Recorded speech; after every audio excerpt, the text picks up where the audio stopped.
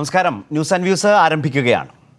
കേന്ദ്ര ആഭ്യന്തരമന്ത്രി അമിത്ഷാ നേരിട്ടിറങ്ങിയിട്ടും കൂസാതെ കർഷകർ. വിട്ടുവീഴ്ചയില്ലാത്ത കർഷക സമരത്തെ നേരിടാൻ കേന്ദ്രത്തിന് മുന്നിൽ ഇനി എന്ത് വഴിയെന്നുള്ളതാണ് പ്രശ്നം.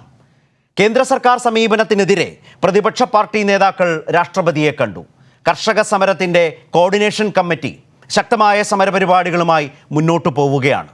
മഹാറാലിയും കൂടുതൽ ശക്തമായ ഹൈവേ ഉപരോധവുമൊക്കെയാണ് വരാൻ പോകുന്നത്. ഈ ദേശീയ സാഹചര്യമാണ് ഇന്ന് ന്യൂസ് ആൻഡ് വ്യൂസ് ചർച്ച ചെയ്തത്. തുടർച്ചയായി ശക്തമായി വിട്ടുവീഴ്ചയില്ലാതെ പോകുന്ന സമരം മുന്നോട്ട് വെക്കുന്ന അവരുടെ നിലപാടുകൾ, ഇതിൽപ്പെട്ട് വിട്ടുവീഴ്ചയില്ലാതെ നിൽക്കുന്ന കേന്ദ്ര സർക്കാർ, ഈ വിഷയം ചർച്ച ചെയ്യുമ്പോൾ ഈ ചർച്ചയുടെ ഭാഗമായി ഉയർന്നു വരാവുന്ന ചില ചോദ്യങ്ങളും സൂചനകളും പ്രേക്ഷകർക്ക് മുമ്പാകെ. കർഷക വികാരം അറിഞ്ഞിട്ടും കേന്ദ്ര സർക്കാർ വിട്ടുവീഴ്ചയ്ക്ക് തയ്യാറാകാത്തത് എന്തുകൊണ്ട്?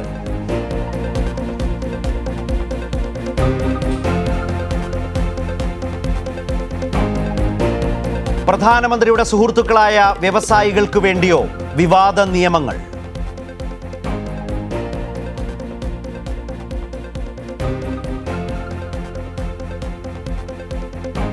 വിട്ടുവീഴ്ചയില്ലാത്ത സമരത്തിന് മുന്നിൽ കേന്ദ്രത്തിന് ഇനി എന്തു വഴി?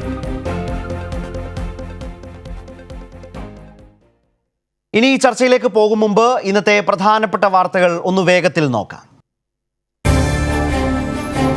കേന്ദ്രത്തിന്റെ വിവാദ നിയമങ്ങൾക്കെതിരെ സമരം അതിശക്തമാക്കാൻ കർഷകർ. 3 നിയമങ്ങളും പിൻവലിക്കാതെ സമരത്തിൽ നിന്ന് പിന്നോട്ടില്ലെന്ന് കർഷകർ. 14-ന് ദേശീയതല പ്രക്ഷോഭം, മറ്റന്നാൾ മഹാറാലി. കോർപ്പറേറ്റ് ഉൽപ്പന്നങ്ങൾ ബഹിഷ്കരിക്കും. ദില്ലിയിൽ ദേശീയപാത ഉപരോധിക്കാനും തീരുമാനം. പ്രതിപക്ഷ നേതാക്കൾ രാഷ്ട്രപതിയെ കണ്ടു.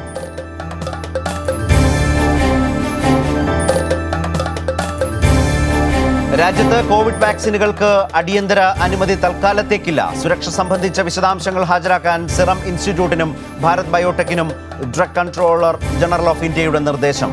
സംസ്ഥാനത്ത് ഇന്ന് 4875 പേർക്ക് കോവിഡ്.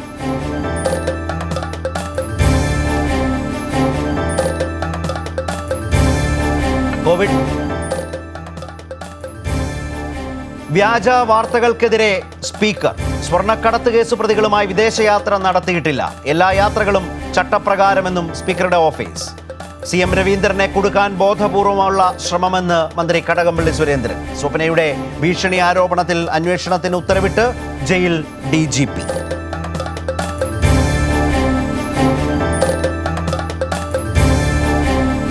ലൈഫ് മിഷനെതിരായ CBI അന്വേഷണ വിലക്ക് തുടരും. അന്വേഷണത്തിനുള്ള സ്റ്റേ നീക്കണമെന്ന CBIയുടെ ആവശ്യം ഹൈക്കോടതി തള്ളി. 17-ന് വിശദമായ വാദം. ജമാഅത്തെ ഇസ്ലാമി മത തീവ്രവാദ സംഘടനയാണെന്ന് മുൻ UDF സർക്കാർ. 2014-ൽ ഹൈക്കോടതിയിൽ നൽകിയ സത്യവാങ്മൂലം കൈരളി ന്യൂസിന്. മുൻ സത്യവാങ്മൂലത്തിൽ UDF ഉറച്ചു നിൽക്കുന്നുണ്ടോ എന്ന് A. വിജയരാഘവൻ. ക്ഷുഭിതനായി രമേശ് ചെന്നിത്തല. ഇപ്പോൾ ചർച്ച വേണ്ടെന്ന് PK കുഞ്ഞാലിക്കുട്ടി.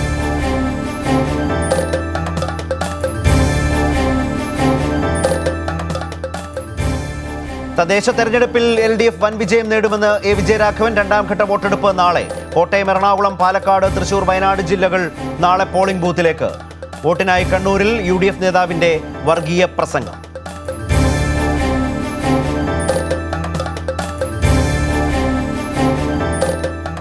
ചാമ്പ്യൻസ് ലീഗിൽ റയൽ മാഡ്രിഡിന് ഇന്ന് നിർണായകം. തോറ്റാൽ റയൽ പുറത്ത്. ക്രിസ്ത്യാനോയുടെ ചിറകിലേറി ബാഴ്സയെ തകർത്ത് യുവന്റസ്. മാഞ്ചസ്റ്റർ യുണൈറ്റഡ് ലീഗിൽ നിന്ന് പുറത്ത്.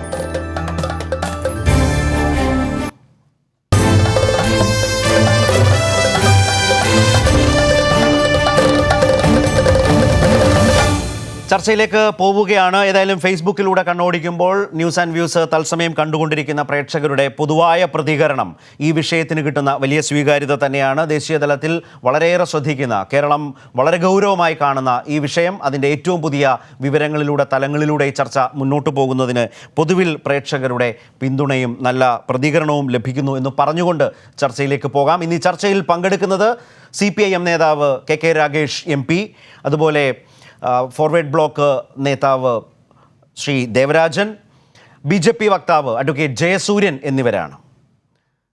ചർച്ചയിലേക്ക് കടക്കുകയാണ്. അഡ്വക്കേറ്റ് ജയസൂര്യൻ, സത്യത്തിൽ ഒരു വല്ലാത്ത കെണിയിൽ കുരുക്കിൽ ചെന്നുപെട്ടിരിക്കുകയല്ലേ? ഉറച്ച സർക്കാർ എന്ന നിലയിൽ ഒരു ഖ്യാതി നേടി അല്ലെങ്കിൽ അത്തരമൊരു പ്രതീതിയോടെ പോകുന്ന കേന്ദ്ര സർക്കാർ ഈ സർക്കാരിനെ ഇച്ഛ വരപ്പിക്കും വിധം അതിശക്തമായി ഭാരത് ഹർത്താൽ ശക്തമായി മുന്നോട്ട് പോയി. ഉത്തരേന്ത്യൻ സംസ്ഥാനങ്ങൾ നിശ്ചലമാകുന്നത് നമ്മൾ കണ്ടു. ഇന്നത്തെ ചർച്ച ബഹിഷ്കരിച്ച് സർക്കാർ ഏറ്റവും അവസാനം മുന്നോട്ട് വെച്ച നിലപാടുകൾ പൂർണ്ണമായും തള്ളി. ഈ വിവാദ നിയമങ്ങൾ പിൻവലിച്ചേ പറ്റൂ. ആ നിലയിൽ ശക്തമായൊരു സമരം ഈ സർക്കാർ അനുദിനം കണ്ടുകൊണ്ടിരിക്കുകയല്ലേ? മഹാറാലിയിലേക്കും മറ്റുമാണ് കാര്യങ്ങൾ പോകുന്നത്. ആദ്യം മുതൽ ഇത് രാഷ്ട്രീയ പ്രേരിതമാണ് എന്നു പറഞ്ഞ BJPക്ക് കേന്ദ്ര ആഭ്യന്തരമന്ത്രി അമിത്ഷാ തന്നെ രംഗത്തിറങ്ങിയിട്ടും രാഷ്ട്രീയ പ്രേരിതമാണ് എന്ന നിങ്ങളുടെ വാദത്തെ ജനങ്ങൾക്ക് മുമ്പിൽ സാധൂകരിച്ചെടുക്കാൻ കഴിഞ്ഞില്ല എന്നു മാത്രമല്ല, പൊതുജന പിന്തുണ നാൾക്കുനാൾ വർദ്ധിച്ചു വരികയല്ലേ? ഇക്കാര്യത്തിൽ ചർച്ച ഇപ്പോൾ പുരോഗമിക്കുകയാണ്. കാർഷിക രംഗത്ത് കർഷകർ മുന്നോട്ട് വയ്ക്കുന്ന ഏതൊരു കാര്യത്തെ അനുഭാവത്തോടുകൂടി സ്വീകരിക്കുന്ന ഗവൺമെൻറ്റാണ് ഇപ്പോൾ ഈ ചർച്ചയ്ക്ക് തയ്യാറായിരിക്കുന്നത്, ചർച്ച മുന്നോട്ട് പോകുന്നത്.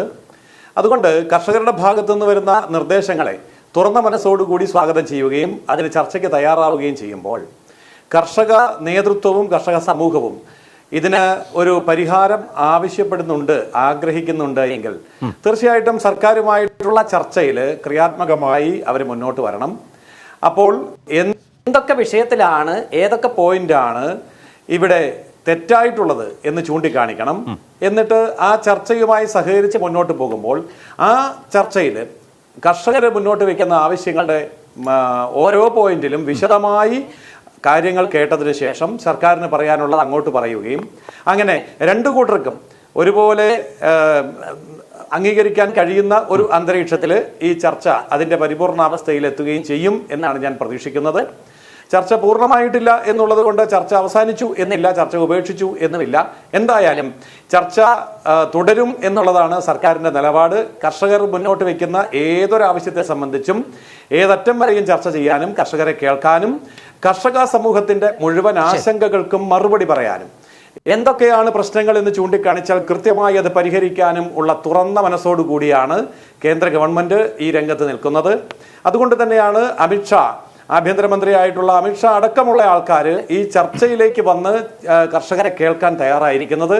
അതുകൊണ്ട് വരും ദിവസങ്ങളിൽ നല്ല ഒരു പരിസമാപ്തിയിലേക്ക് ഈ ചർച്ച എത്തും എന്നുള്ളതാണ് പ്രതീക്ഷ. റൈറ്റ്. അതായത് അഡ്വക്കേറ്റ് ജയസൂര്യൻ പറഞ്ഞത് വെച്ച് ചിന്തിച്ചാൽ കെ രാഗേഷ്, ഒന്നുകിൽ കേന്ദ്ര സർക്കാർ ഒരു വിട്ടുവീഴ്ചയ്ക്ക് തയ്യാറാകുന്നു, സമരത്തിൻ്റെ ശക്തി, കർഷകരുടെ യോജിച്ച പ്രതിഷേധത്തെയും എതിർപ്പിനെയും അവർ തിരിച്ചറിയുന്നു എന്ന് മനസ്സിലാക്കാം. അല്ലെങ്കിൽ ഇതൊന്നും മനസ്സിലാകുന്നില്ല എന്ന് വേണം കരുതാൻ. ഇപ്പോഴും ചർച്ച നടന്നുകൊണ്ടിരിക്കുന്നു എന്നാണ് അദ്ദേഹം പറഞ്ഞുകൊണ്ടിരിക്കുന്നത്. ഡൽഹിയിൽ നിന്ന് കാണുന്ന കാഴ്ച കെ രാഗേഷിന് നന്നായി മനസ്സിലാകും. ആ സമരത്തിൽ നിരന്തരം പങ്കെടുക്കുന്നയാളാണ്, ഇന്നലെ പോലീസ് നടപടിയെ നേരിട്ടയാളാണ്, ഇന്നടക്കം ഈ സമരരംഗത്തുണ്ടായിരുന്നയാളാണ്. അഡ്വക്കേറ്റ് ജയസൂര്യൻ പറഞ്ഞതുപോലെയാണോ കാര്യങ്ങൾ? അങ്ങനെയല്ല എങ്കിൽ അദ്ദേഹത്തിന് അക്കമിട്ട് നിരത്തി കാര്യങ്ങൾ ഒന്ന് വിശദീകരിച്ച് നൽകാമോ? എന്തായാലും അദ്ദേഹം കർഷകർ എന്ന് പറയുന്ന വാക്ക് ഉപയോഗിക്കുന്നത് കേൾക്കുമ്പോൾ എനിക്ക് സന്തോഷമുണ്ട്. കുറേ കാലമായി BJPയുടെ നേതൃത്വം പറഞ്ഞുകൊണ്ടിരിക്കുന്നത് സമരം നടത്തുന്നത് ഖലിസ്ഥാൻവാദികളും ഏജന്റുമാരുമാണ് എന്നായിരുന്നു. എന്നാൽ ഇപ്പോൾ ഖലിസ്ഥാൻവാദികളും ഏജന്റുമാരുമല്ല, കർഷകർ എന്ന് പറയാൻ വേണ്ടി തുടങ്ങിയിരിക്കുന്നു. അതേതായാലും സന്തോഷകരമായിട്ടുള്ള ഒരു കാര്യമാണ്. അദ്ദേഹം മനസ്സിലാക്കേണ്ടത് കേന്ദ്ര ഗവൺമെൻറ്റിന് all India Kisan coordination committee, ആ കമ്മിറ്റി മാത്രമല്ല ഈ സമരത്തിൽ പങ്കെടുക്കുന്ന എല്ലാ സംഘടനകളും ഇൻഡിപെൻഡൻ്റായി തന്നെ കേന്ദ്ര ഗവൺമെൻറ്റിന് ഏതൊക്കെ വ്യവസ്ഥയിലാണ് കർഷകർക്ക് അഭിപ്രായ ഭിന്നതയുള്ളത്, ആ ഭിന്നത സംബന്ധിച്ച് വളരെ കൃത്യമായി ആദ്യത്തെ ചർച്ച കഴിഞ്ഞ ഉടനെ തന്നെ എഴുതി കൊടുത്തതാണ്. അങ്ങനെ എഴുതി കൊടുക്കുമ്പോൾ ഓരോ ക്ലോസിലും വ്യത്യസ്ത ക്ലോസുകളിലുള്ള എന്തൊക്കെ ഒബ്ജക്ഷനാണുള്ളത് എഴുതി കൊടുത്തതാണ്. എഴുതി കൊടുത്തതിൻ്റെ കൂട്ടത്തിൽ തന്നെ പറഞ്ഞു, ഇതുകൊണ്ട് തന്നെ ഈ നിയമം പിൻവലിക്കണം, ഈ നിയമം റദ്ദ് ചെയ്യണം, ഈ നിയമം ഒഴിവാക്കണം എന്ന് പറഞ്ഞാൽ ഇതിൽ ഏതെങ്കിലും ഒരു ഭേദഗതി വരുത്തിക്കൊണ്ട് ഈ നിയമത്തെ നമുക്ക് രക്ഷപ്പെടുത്തിയെടുക്കാൻ വേണ്ടി കഴിയില്ല. ഇപ്പോൾ ഒരു ഉദാഹരണത്തിന് എസൻഷ്യൽ കമ്മോഡിറ്റീസ് ആക്ട് മാത്രം നോക്കുക, മറ്റുള്ള കാര്യങ്ങൾ പോട്ടെ. എന്തിനു വേണ്ടി എസൻഷ്യൽ കമ്മോഡിറ്റീസ് ആക്ട് ഭേദഗതി ചെയ്തത്? സംഭരണ പരിധി വർദ്ധിപ്പിക്കാൻ വേണ്ടിയിട്ടാണ്. എന്ന് പറഞ്ഞാൽ സംഭരണ പരിധി അനിയന്ത്രിതമായ വിധത്തിൽ വർദ്ധിപ്പിക്കാനാണ്, പരിധി ഒഴിവാക്കാനാണ്. എസൻഷ്യൽ കമ്മോഡിറ്റീസ് ആക്ടിൻ്റെ യഥാർത്ഥ ഉദ്ദേശം തന്നെ സംഭരണ പരിധി ഉണ്ടാക്കുന്നതിന് വേണ്ടിയാണ്. അതുവഴി പൂഴ്ത്തിവെപ്പും കരിഞ്ചന്തയും തടയുന്നതിന് വേണ്ടിയാണ്. ഭേദഗതിയിലൂടെ സംഭവിച്ചിരിക്കുന്നത് എന്താ? പൂഴ്ത്തിവെപ്പും കരിഞ്ചന്തയും പൂർണ്ണമായി നിയമാനുസൃതമാക്കി മാറ്റിയിരിക്കുന്നു. കോർപ്പറേറ്റുകൾക്ക് ഇഷ്ടം പോലെ ഉൽപ്പന്നങ്ങൾ വാങ്ങി ശേഖരിച്ച് കൃത്രിമ ക്ഷാമം ഉണ്ടാക്കി കമ്പോളത്തിൽ ഡിമാൻഡ് വർദ്ധിക്കുമ്പോൾ ഉയർന്ന വിലക്ക് നൽകാനുള്ള അവസരം ഒരുക്കിയിരിക്കുന്നു. ഒരു ഭാഗത്ത് കൃഷിക്കാരെ പിഴിഞ്ഞെടുക്കുമ്പോൾ മറുഭാഗത്ത് ഉപഭോക്താക്കളെയും പിഴിഞ്ഞെടുക്കാനുള്ള അവസരമാണ് എസൻഷ്യൽ കമ്മോഡിറ്റീസ് ആക്ട് വഴി വരുന്നത്. ഭേദഗതി ഇതിന് മാത്രമാണ്. ആ ഭേദഗതിയോടാണ് എതിർപ്പ്. സ്വാഭാവികമായിട്ട് ആ ഭേദഗതി മാറ്റണമെന്ന് പറഞ്ഞാൽ പിന്നെ ആ നിയമത്തിൽ അർത്ഥമില്ലല്ലോ. ആ നിയമം ഒഴിവാക്കുകയാണ് വേണ്ടത്. അതേ വിധത്തിൽ തന്നെയാണ് കോൺട്രാക്റ്റ് ഫാമിങ്ങുമായി ബന്ധപ്പെട്ടുകൊണ്ടുള്ള നിയമത്തിലായാലും ശരി, കർഷകർക്ക് സ്വാതന്ത്ര്യം നൽകുന്നു എന്ന പേരിൽ കർഷകരിൽ നിന്ന് ഉൽപ്പന്നങ്ങൾ തോന്നിയതുപോലെ കോർപ്പറേറ്റുകൾക്ക് കമ്പോളത്തിൻ്റെ നിയന്ത്രണമില്ലാതെ വാങ്ങാൻ വേണ്ടി അനുമതി നൽകുന്ന നിയമമായാലും ശരി, ഈ നിയമങ്ങളെല്ലാം പൂർണ്ണമായും സർക്കാരിൻ്റെ നിയന്ത്രണം ഒഴിവാക്കി കോർപ്പറേറ്റുകൾക്ക് കൃഷിക്കാരെ വളരെ സുഗമമായി പിഴിഞ്ഞെടുക്കാൻ വേണ്ടി അവസരം നൽകുന്ന നിയമങ്ങളാണ്. അതിൽ ഓരോ വ്യവസ്ഥകളും അതിനുവേണ്ടി മാത്രം രൂപപ്പെടുത്തിയിട്ടുള്ളതാണ്. തീർച്ചയായും അതിലിപ്പോ ഈ നിയമം തന്നെ ഉപേക്ഷിക്കല്ലാതെ വേറെ വഴിയില്ല. അതെ രാകേഷ്, ഇപ്പോ ആ ബില്ലുകളുടെ മെറിറ്റിൽ നമ്മൾ ഒരുപാട് ചർച്ച ചെയ്തു. അതിനെ രാജ്യത്തെ മഹാഭൂരിപക്ഷം വരുന്ന കർഷകർ തള്ളിക്കളഞ്ഞു. അവർ എന്തും ഉപേക്ഷിച്ച് ഈ കൊടുന്തണുപ്പിലും ഡൽഹിയിൽ സമരരംഗത്താണ്. അപ്പോൾ പിന്നെ അതിനപ്പുറത്തേക്ക് ആ നിയമത്തിൻ്റെ മെറിറ്റിലേക്ക് പോയി നമ്മളിപ്പോൾ വേറെ സമയം കളയേണ്ടതില്ലാത്ത വിധം അവർക്ക് ബോധ്യപ്പെടാത്തൊരു നിയമമാണല്ലോ. പൊതുസമൂഹവും അത് തിരിച്ചറിഞ്ഞിട്ടുണ്ട്. ഒരു ശക്തമായ സമരം നടക്കുമ്പോൾ ആ സമരത്തോടുള്ള കേന്ദ്ര സർക്കാരിൻ്റെ സമീപനം അഡ്വക്കേറ്റ് ജയസൂര്യൻ പറഞ്ഞതുപോലെയാണോ? വളരെ ഹൃദയം തുറന്ന് തുടർച്ചയായി ചർച്ച ചെയ്യുന്നു. കർഷകർ പറഞ്ഞാൽ അത് കേൾക്കാൻ തയ്യാറാകുന്നു. അമിത്ഷാ തന്നെ നേരിട്ടിറങ്ങുന്നു. നിങ്ങൾ ഇന്ന മൈതാനത്ത് വന്നിരുന്ന് സമരം ചെയ്തോളൂ എന്ന് പറയുന്നു. ഈ തരത്തിലൊരു തുറന്ന മനോഭാവവും ഒക്കെ ഉണ്ടെന്നാണ് അദ്ദേഹം പറയുന്നത്. യഥാർത്ഥത്തിൽ ഈ ഗവൺമെൻറ് നിയന്ത്രിക്കുന്നത് അദാനിമാരോ അംബാനിമാരോ കോർപ്പറേറ്റുകളാണ് നിയന്ത്രിക്കുന്നത്. കോർപ്പറേറ്റുകൾക്ക് വേണ്ടിയാണ് ചർച്ച ചെയ്യുന്നത്. തുറന്ന മനസ്സോടെയല്ല. ആദ്യഘട്ടത്തിൽ ഈ സമരത്തോട് ഇവർ കൈക്കൊണ്ടുള്ള സമീപനം എന്തായിരുന്നു? തുടക്കത്തിൽ ഈ സമരത്തെ തച്ചമർത്താൻ വേണ്ടി നോക്കി, തടഞ്ഞു വെക്കാൻ വേണ്ടി നോക്കി. ഈ ശത്രു സൈനികരെ നേരിടുന്നത് പോലെ കിടങ്ങ് കുഴിച്ചു വെച്ച് തടയാൻ വേണ്ടി ശ്രമിച്ചു. കണ്ടെയ്നറുകൾ റോഡുകളിൽ നിരത്തി വെച്ചു. അതുപോലെ തന്നെ ട്രക്കുകൾ നിരത്തി വെച്ചു. കർഷകർ അതൊക്കെ എടുത്ത് തോട്ടിലേക്ക് വലിച്ചെറിയുന്ന ചിത്രമാണ് നമ്മൾ കണ്ടത്. അതിനുശേഷം ലാത്തി ചാർജും ടിയർ ഗ്യാസ് ഷെല്ലും പ്രയോഗിച്ചു. അപ്പോൾ വെക്കടാ വെടിയെന്ന് പറഞ്ഞുകൊണ്ട് മുന്നിൽ നിൽക്കുന്ന കർഷകരെയാണ് നമ്മൾ കണ്ടത്. എന്നിട്ട് അതിനുശേഷം കുതന്ത്രങ്ങളായി. അതിൻ്റെ ഭാഗമായി നിരങ്കരി മൈതാനത്ത് മുഴുവൻ കർഷകരെ കൊണ്ടുപോയി അവിടെ ഒരു താൽക്കാലിക ജയിൽ പോലെയാക്കി ആളുകളെയൊക്കെ അവിടെ കിടത്താം, അതുവഴി സമരത്തെ നിയന്ത്രിക്കാമെന്നായിരുന്നു അടുത്ത കുതന്ത്രം. അത് നടക്കുന്നില്ല. അത് കഴിഞ്ഞപ്പോൾ ഭിന്നിപ്പിക്കാൻ വേണ്ടി നോക്കി. അതിൻ്റെ ഭാഗമായി പഞ്ചാബിലെ സംഘടനകളെ മാത്രം ചർച്ചയ്ക്ക് വിളിക്കുക, അവരോട് മാത്രം സംസാരിച്ച് പ്രശ്നം തീർക്കുക എന്ന് പറഞ്ഞുകൊണ്ട് ഭിന്നിപ്പിക്കാൻ വേണ്ടി നോക്കി. എന്തൊക്കെ കുതന്ത്രങ്ങൾ! അതിനുശേഷം ഖലിസ്ഥാൻവാദികൾ എന്ന് പറഞ്ഞു, ഏജന്റുമാരെന്ന് പറഞ്ഞു. എന്തൊക്കെ കുതന്ത്രങ്ങളാണ് നിങ്ങൾ പ്രയോഗിച്ചത്? ആ കുതന്ത്രങ്ങളൊന്നും കർഷകരുടെ മുന്നിൽ വിലപ്പോയില്ല നിങ്ങൾക്ക്. അമിത്ഷാ ചില്ലറക്കാരനല്ല. MP-മാരെയും MLA-മാരെയും ഒരു വിഷമമില്ലാതെ വിലക്ക് വാങ്ങി ശീലിച്ചിട്ടുള്ള ആളാണ് അമിത്ഷാ. അങ്ങനെ എത്രയോ MLA-മാരെയും MP-മാരെയും വിലക്ക് വാങ്ങിയ അനുഭവമുണ്ട്. അങ്ങനെയൊക്കെ അനുഭവമുള്ള അമിത്ഷാ ഈ കേന്ദ്ര സർക്കാർ കിണഞ്ഞു ശ്രമിച്ചിട്ടും കർഷകരെ വരുതിക്ക് നിർത്താൻ വേണ്ടി കഴിഞ്ഞില്ല. അവരുദ്ദേശിക്കുന്ന പോലെ ഏതെങ്കിലും ഒരു കർഷകരെ അങ്ങനെ പിടിക്കാൻ വേണ്ടി അവർക്ക് കഴിഞ്ഞില്ല, സംഘടനകളെ പിടിക്കാൻ വേണ്ടി കഴിഞ്ഞില്ല എന്ന് പറഞ്ഞതിൻ്റെ അർത്ഥം എന്താണെന്നറിയോ? അതിൻ്റെ അർത്ഥം കർഷകർ ഇത് ഒരു ജീവൻ മരണ സമരമായിട്ട് ഏറ്റെടുത്തിരിക്കുന്നു. ഒന്നുകിൽ പോരാടുക അല്ലെങ്കിൽ മരിക്കുക, അതല്ലാതെ വേറൊരു വഴിയില്ല. കാരണം കർഷകർ കോർപ്പറേറ്റുകളുടെ കൂലി അടിമകളായി മാറുന്ന നിയമമാണിത്. അതുകൊണ്ട് കർഷകരുടെ മുന്നിൽ വേറെ വഴിയില്ല. നിങ്ങൾ എന്ത് കുതന്ത്രം പ്രയോഗിച്ചാലും എത്ര തന്നെ അടിച്ചമർത്താൻ വേണ്ടി ശ്രമിച്ചാലും അതിൻ്റെ മുന്നിൽ കീഴടങ്ങാൻ മനസ്സില്ല എന്ന് പ്രഖ്യാപിക്കുന്ന കർഷക സമൂഹത്തെയാണ് നമ്മുടെ രാജ്യം ഇപ്പോൾ കണ്ടുകൊണ്ടിരിക്കുന്നതെന്ന് മനസ്സിലാക്കുക. ഞാൻ ശ്രീ ദേവരാജനിലേക്ക് വരും മുമ്പ് ഒന്ന് രണ്ട് കാര്യങ്ങൾ. ഇപ്പോൾ ഫേസ്ബുക്കിൽ തത്സമയം ഈ ചർച്ച കണ്ടുകൊണ്ടിരിക്കുന്ന ആളുകൾ, പ്രേക്ഷകർ ശക്തമായി ഇതിനോട് പ്രതികരിക്കുന്നു. അതിലൊരാൾ പ്രതികരിച്ചതിൻ്റെ ഒരു സന്ദേശം മാത്രം ഞാൻ പറയാം. അഡ്വക്കേറ്റ് ജയസൂര്യനെ പോലെയുള്ള BJP നേതാക്കളുടെയൊക്കെ മനോഭാവത്തിലും വാക്കുകളിലും മയം വന്നിട്ടുണ്ട് എന്നുള്ളതാണ്. ശരിയാണ്. നേരത്തെ രാകേഷ് പറഞ്ഞ ഖാലിസ്ഥാൻവാദികൾ, മാവോയിസ്റ്റുകൾ ഇവരാണ്, ദേശവിരുദ്ധ സമരമാണിത്, ഇത് രാഷ്ട്രീയ പ്രേരിതമാണ് എന്ന് ശക്തമായി പറഞ്ഞുകൊണ്ടിരുന്ന ആളുകൾക്ക് മയം വരുന്നു എന്ന് ശ്രീ ജയസൂര്യൻ്റെ വാക്കുകളെ കണ്ടുകൊണ്ടും കേട്ടുകൊണ്ടും ചില പ്രേക്ഷകർ പറയുന്നുണ്ട്. ഈ നിയമം തന്നെ പിൻവലിക്കണം എന്നാണല്ലോ കർഷകർ ആവശ്യപ്പെടുന്നത് എന്ന് അവർ ചോദിച്ചുകൊണ്ടേയിരിക്കുന്നു. ആ നിലയിൽ ശക്തമായ പ്രതികരണങ്ങൾ ജനങ്ങളുടെ ഭാഗത്തു നിന്നും വന്നുകൊണ്ടിരിക്കുന്നു എന്നതുകൂടി പറയാതെ വയ്യ. ആ നിലയിലാണ് രാജ്യത്തെ അന്നം തരുന്ന കർഷകരെ ദ്രോഹിക്കുന്ന നടപടികൾ സർക്കാർ പിൻവലിക്കണം എന്ന് അഭിപ്രായം എഴുതുന്നവർ ഈ ചർച്ച കണ്ടുകൊണ്ട് അവരുടേതായ അഭിപ്രായങ്ങൾ കേരളത്തിലും പറഞ്ഞുകൊണ്ടിരിക്കുന്നു, സമരം ഡൽഹിയിൽ നടക്കുമ്പോഴും. ഇവിടെ ശ്രീ ദേവരാജൻ, ഈ സമരം ശക്തമായി മുന്നോട്ട് പോകുമ്പോൾ ആ സമരത്തിൻ്റെ പശ്ചാത്തലത്തിലെ ദില്ലി രാഷ്ട്രീയം, കേന്ദ്ര സർക്കാരിൻ്റെ മനോഭാവമാണ്, ഒരു സമരത്തെ നേരിടുന്ന കേന്ദ്ര സർക്കാരിൻ്റെ മനോഭാവമാണ് പ്രധാനമായും നമ്മുടെ ചർച്ചാ വിഷയം.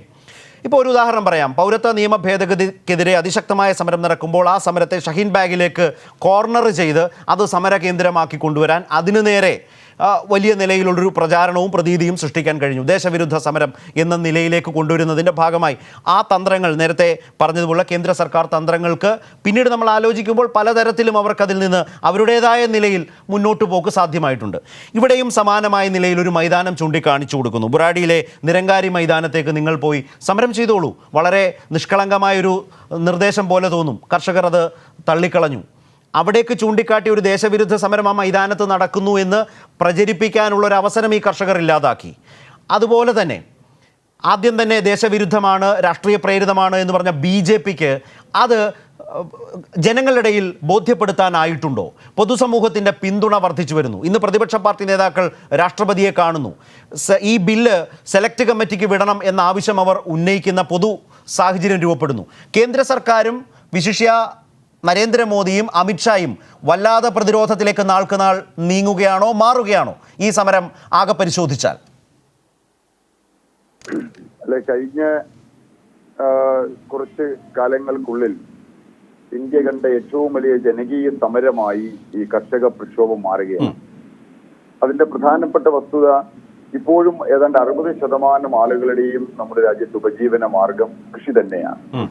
സ്വാഭാവികമായിട്ടും കാർഷിക മേഖലയിൽ ഉണ്ടാകുന്ന ഏത് നിയമ പരിഷ്കാരവും അവരുടെ ദൈനംദിന ജീവിതത്തെ എങ്ങനെ ബാധിക്കുന്നു എന്നുള്ളത് കർഷകരെ സംബന്ധിച്ചിടത്തോളം വളരെ പ്രധാനപ്പെട്ട വസ്തുതയാണ്.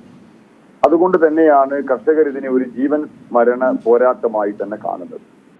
ഇതിപ്പോൾ ജനാധിപത്യ വിരുദ്ധമായ നിലപാടുകൾ സ്വീകരിക്കുന്നതിൽ കുപ്രസിദ്ധി ആർജിച്ച ഒരു ഗവൺമെന്റാണ് അധികാരത്തിലിരിക്കുന്നത് എന്ന തിരിച്ചറിവോട് കൂടി തന്നെയാണ് ഈ കർഷക സംഘടനകൾ നമ്മുടെ ഇന്ദ്രപ്രസ്ഥത്തിലേക്ക് മാർച്ച് ചെയ്തത്.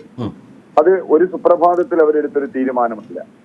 കഴിഞ്ഞ കുറെ കാലമായി കർഷക സംഘടനകളും അതുപോലെ തന്നെ കർഷക അനുബന്ധ സംഘടനകളും തൊഴിലാളി യൂണിയനുകളും ഈ കാർഷിക നിയമ ഭേദഗതിക്കെതിരായിട്ട് ശക്തമായ നിലപാട് സ്വീകരിക്കുകയും ഗവൺമെന്റിന്റെ മേൽ സമ്മർദ്ദം ചെലുത്തുകയും ഒക്കെ ചെയ്തിരുന്നു. അപ്പോഴൊക്കെ ഈ നിയമത്തെ ന്യായീകരിക്കുവാനുള്ള ശ്രമമാണ് ഗവൺമെന്റിന്റെ ഭാഗത്തുനിന്നുണ്ടായത്. ഏറ്റവും ഒടുവിൽ കർഷകർ സമരം ചെയ്ത് ഡൽഹിയിൽ എത്തിയതിനു ശേഷവും പ്രധാനമന്ത്രി തന്റെ മൻ കി ബാത്തിലൂടെ പറഞ്ഞത് കർഷകർക്ക് സ്വാതന്ത്ര്യം നൽകുന്ന നിയമനിർമ്മാണമാണ് എന്നാണ്. ആ സ്വാതന്ത്ര്യം ഞങ്ങൾക്ക് വേണ്ട എന്നാണ് ഇപ്പൊ കർഷകർ പറയുന്നത്. നിങ്ങൾ ഈ പറയുന്ന സ്വാതന്ത്ര്യം ആത്യന്തികമായ പാരതന്ത്ര്യത്തിലേക്കാണ് ഞങ്ങളെ നയിക്കുക. അത് ഈ രാജ്യത്തെ കോർപ്പറേറ്റുകൾക്ക് കീഴ്പ്പെട്ട് ജീവിക്കുവാൻ ഞങ്ങൾ നിർബന്ധിതരാക്കും. അതുകൊണ്ട് ഞങ്ങൾക്ക് ഇത് ആവശ്യമില്ല എന്നാണ് അവർ പറയുന്നത്.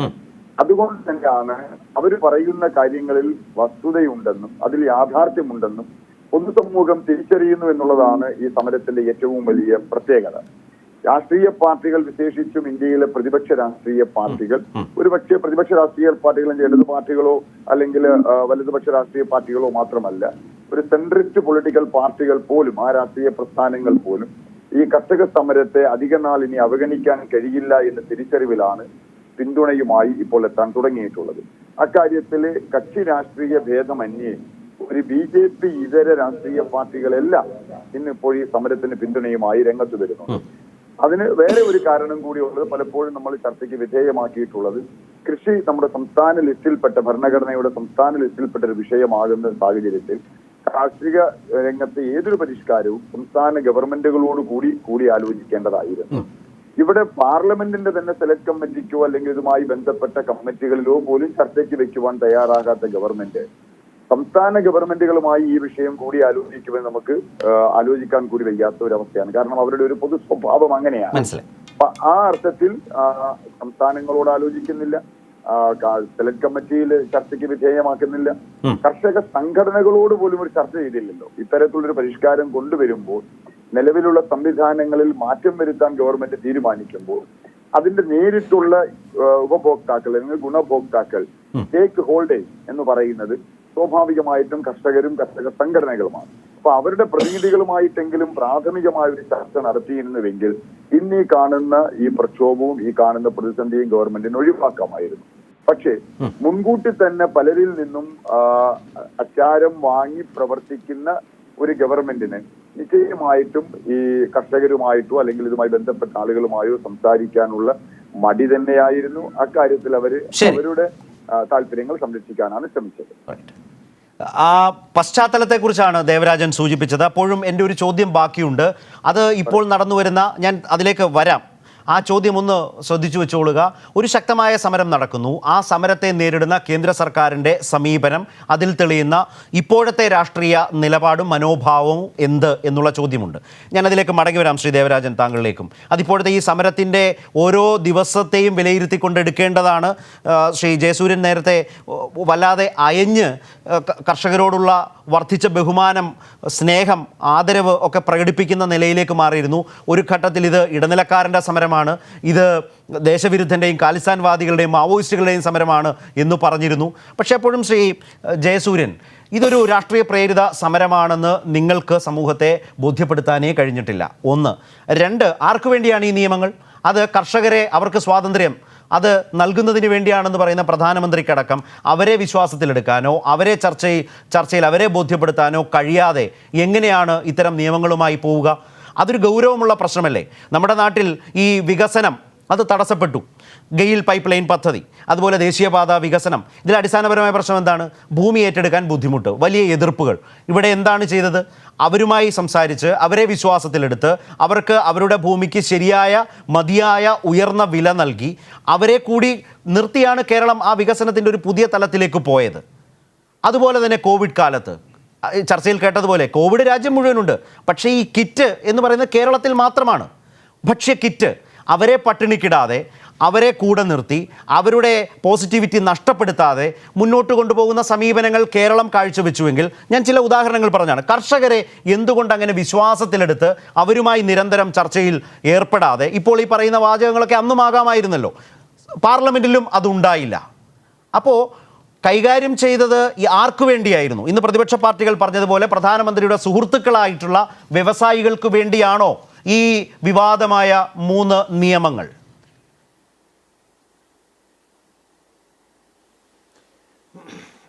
ഈ നിയമങ്ങൾ തീർച്ചയായിട്ടും കോർപ്പറേറ്റുകളുടെ കയ്യിൽ നിന്ന് ഇന്നത്തെ ഇന്ത്യൻ കർഷകനെ രക്ഷിക്കാൻ വേണ്ടിയാണ്.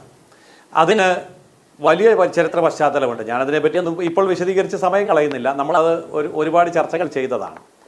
ജൂൺ 5-ാം തീയതി ഈ ഓർഡിനൻസ് വരുമ്പോൾ ഈ ഓർഡിനൻസ് എല്ലാ സംസ്ഥാനങ്ങൾക്കും അയച്ചു കൊടുത്തിട്ട് നിങ്ങളുടെ പ്രതികരണം അറിയിക്കാൻ പറഞ്ഞു. പഞ്ചാബ് സംസ്ഥാനം മാത്രമാണ് പ്രതികരണം അറിയിച്ചത്. ഇവിടെ കർഷക സംഘടനകളുണ്ടല്ലോ, 500-ലധികം കർഷക സംഘടനകളുടെ പ്രതിനിധികൾ ഇപ്പോൾ ഈ സമരരംഗത്തുണ്ട് എന്നാണല്ലോ പറയുന്നത്. എങ്കിൽ ഈ ഓർഡിനൻസ് എല്ലാ സംസ്ഥാനങ്ങൾക്കും കോപ്പി അയച്ചു കൊടുത്തിട്ട് പ്രതികരണം അറിയിക്കാൻ പറഞ്ഞപ്പോൾ ഇവിടെ ഒരൊറ്റ സംസ്ഥാന സർക്കാർ, അത് പഞ്ചാബ് മാത്രം പ്രതികരണം അറിയിക്കുകയും ബാക്കിയുള്ളവർ അതിന് പ്രതികരണം പോലും കൊടുത്തില്ല. എന്നാൽ ആ സമയം മുതൽ ഈ ഓർഡിനൻസ് നിയമമാകുന്നത് വരെയുള്ള 4 മാസക്കാലം ഉണ്ടായിരുന്നല്ലോ. ഈ 4 മാസക്കാലത്തിനിടയിൽ ഇത് ചർച്ചയാക്കാമായിരുന്നല്ലോ, അതിനിഷ്ടം പോലെ സമയമുണ്ടായിരുന്നല്ലോ. അപ്പോൾ അതൊന്നും ചെയ്യാതെ നിയമമായി കഴിഞ്ഞപ്പോൾ, അതും 4 ദിവസം കഴിഞ്ഞാണ് പിന്നെ ഇതിൻ്റെ പേരിലുള്ള പ്രതികരണങ്ങളും ഇപ്പോൾ കാണുന്ന പ്രക്ഷോഭങ്ങളിലേക്കും വരുന്നത്. അതിനൊന്നും ഒരു കുഴപ്പമില്ല. ഞാനൊരു സംശയം ചോദിച്ചോളട്ടെ ജയസൂര്യൻ, താങ്കൾ പറഞ്ഞു വരുന്നത് എൻ്റെ ഒരു സംശയം താങ്കളോട് തന്നെയാണ്. എൻ്റെ ഒരു സംശയം, അതായത് ഈ 4 മാസം ഉണ്ടായിരുന്നു എന്ന് താങ്കൾ പറയുന്ന ഇതേ കാലയളവിൽ കേന്ദ്ര സർക്കാർ എന്തുകൊണ്ട് നേരിട്ട് ഇതുപോലൊരു ഗൗരവമുള്ള മാറ്റം വരുത്തുമ്പോൾ കർഷക സംഘടനകളുടെ പ്രതികരണം അറിയാൻ അവരുമായി നേരിട്ട് ചർച്ചയ്ക്ക് തയ്യാറായില്ല, അവരെ വിളിച്ചില്ല? 1. 2, ഈ 4 മാസം എതിർപ്പുകൾ വരാതിരുന്നപ്പോൾ ഈ കർഷകർക്കാകെ ഇത് യോജിപ്പാണ്, പൂർണ്ണ പിന്തുണയാണ് എന്നാണോ കേന്ദ്ര സർക്കാർ ധരിച്ചത്? ഭരണഘടനാപരമായി അതിനും കാരണമുണ്ട്. അതായത് ഈ മൂന്ന് നിയമങ്ങളിൽ പറഞ്ഞു വച്ചിരിക്കുന്ന കാര്യങ്ങൾ, കൊണ്ടുവന്നിരിക്കുന്ന കാര്യങ്ങൾ കോൺഗ്രസ് പാർട്ടി അവരുടെ മാനിഫെസ്റ്റോയിൽ തന്നെ ആവശ്യപ്പെട്ട കാര്യമാണ്. അതുമാത്രമല്ല, അത് അതേപടി ചെയ്തൊന്നുമല്ല. അതുമാത്രമല്ല, BKU, ഭാരതീയ കിസാൻ യൂണിയൻ, ഇതേ ആവശ്യം തന്നെ പലപ്പോഴും മുന്നോട്ട് വച്ചിട്ടുണ്ട്. 2018 ജോയിന്റ് പാർലമെന്റ് കമ്മിറ്റി, ആ കമ്മിറ്റിയിൽ തന്നെ ഈ വിഷയം ചർച്ച ചെയ്തിട്ട് ഈ APMCയെ സംബന്ധിച്ചിടത്തോളം അടിപൊളി പരിഷ്കരണം ആവശ്യമാണ്. അവിടെ നടക്കുന്നത് വൻ കൊള്ളയാണ്, ചൂഷണമാണ്. 7 നിലയിലുള്ള ഇടത്തട്ടുകാരുണ്ട്. അപ്പോൾ കർഷകന് ആവശ്യമായിട്ടുള്ള വില കിട്ടുന്നില്ല. കർഷകന്റെ കയ്യിൽ നിന്ന് ചെറിയ തോതിൽ ഏറ്റെടുക്കുന്നത് വലിയ വിലയിൽ മാർക്കറ്റിൽ വിൽക്കുമ്പോഴും കർഷകന് ചെറിയ വില മാത്രം കിട്ടുന്നു, അവൻ പട്ടിണിയിലാണ് എന്നുള്ള കാര്യങ്ങളൊക്കെ ചൂണ്ടിക്കാണിച്ചിട്ട് ഈ മണ്ഡി സിസ്റ്റത്തിന് കാലാനുസൃതമായ പരിഷ്കരണം വേണം എന്നാവശ്യപ്പെട്ടു. ശരി, അത് സതുദ്ദേശപരമാണ് എന്നാണല്ലോ താങ്കൾ സമർത്ഥിക്കുന്നത്. ഒരു കാര്യം കൂടി, അത് സതുദ്ദേശപരമാണ് എന്ന് സമർത്ഥിക്കുന്ന താങ്കൾ അല്ലെങ്കിൽ താങ്കളുടെ പാർട്ടി BJP എന്തുകൊണ്ടാണ് രാജ്യസഭയിൽ ഈ ഇരിക്കുന്ന KK രാഗേഷ് അടക്കം വളരെ ശക്തമായ ഭേദഗതികൾ ഉന്നയിക്കുന്നു, അതിന്മേൽ ചർച്ച പോലും സാധ്യമാകാതെ വോട്ടെടുപ്പ് പോലും അനുവദിക്കാതെ?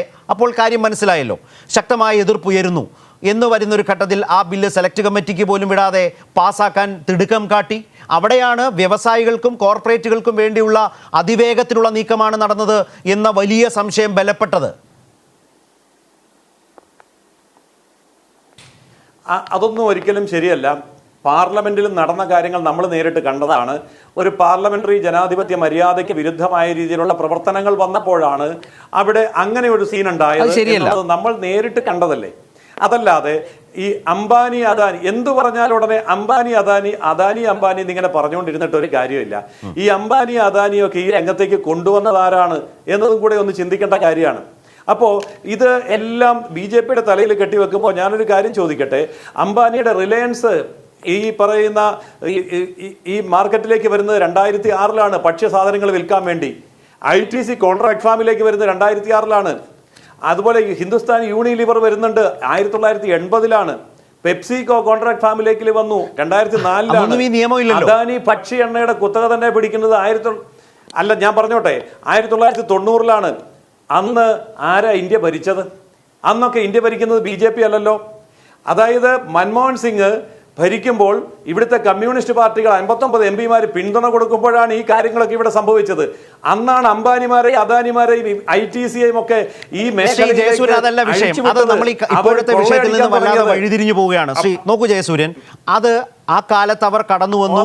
സ്വകാര്യവൽക്കരണം, ഉദാരവൽക്കരണത്തിന്റെ ഒരു പാതയിൽ 90-കൾക്ക് ശേഷം സംഭവിച്ച ഒരുപാട് കാര്യങ്ങളുണ്ട്.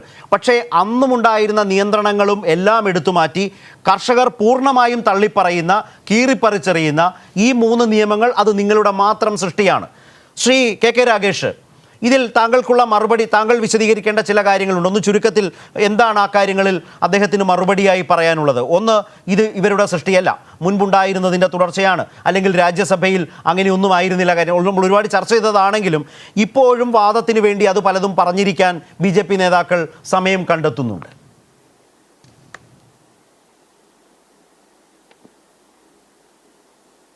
വിരമിക്കുന്നവരുടെ ഒരു പ്രത്യേകത, നുണകൾ പലകുറി ആവർത്തിച്ച് അത് സത്യമാക്കി മാറ്റുക എന്നുള്ളതാണ്.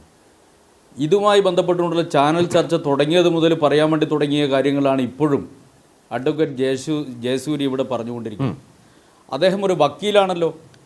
എന്താണ് ഓർഡിനൻസ് എന്ന് അദ്ദേഹത്തിന് അറിയാത്തതാണ്.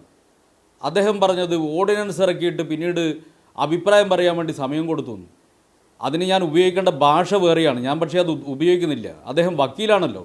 ഓർഡിനൻസ് എന്ന് പറഞ്ഞാൽ എന്താ? ഓർഡിനൻസ് പുറപ്പെടുവിച്ച് കഴിഞ്ഞാൽ അപ്പോൾ അത് നിയമമാണ്.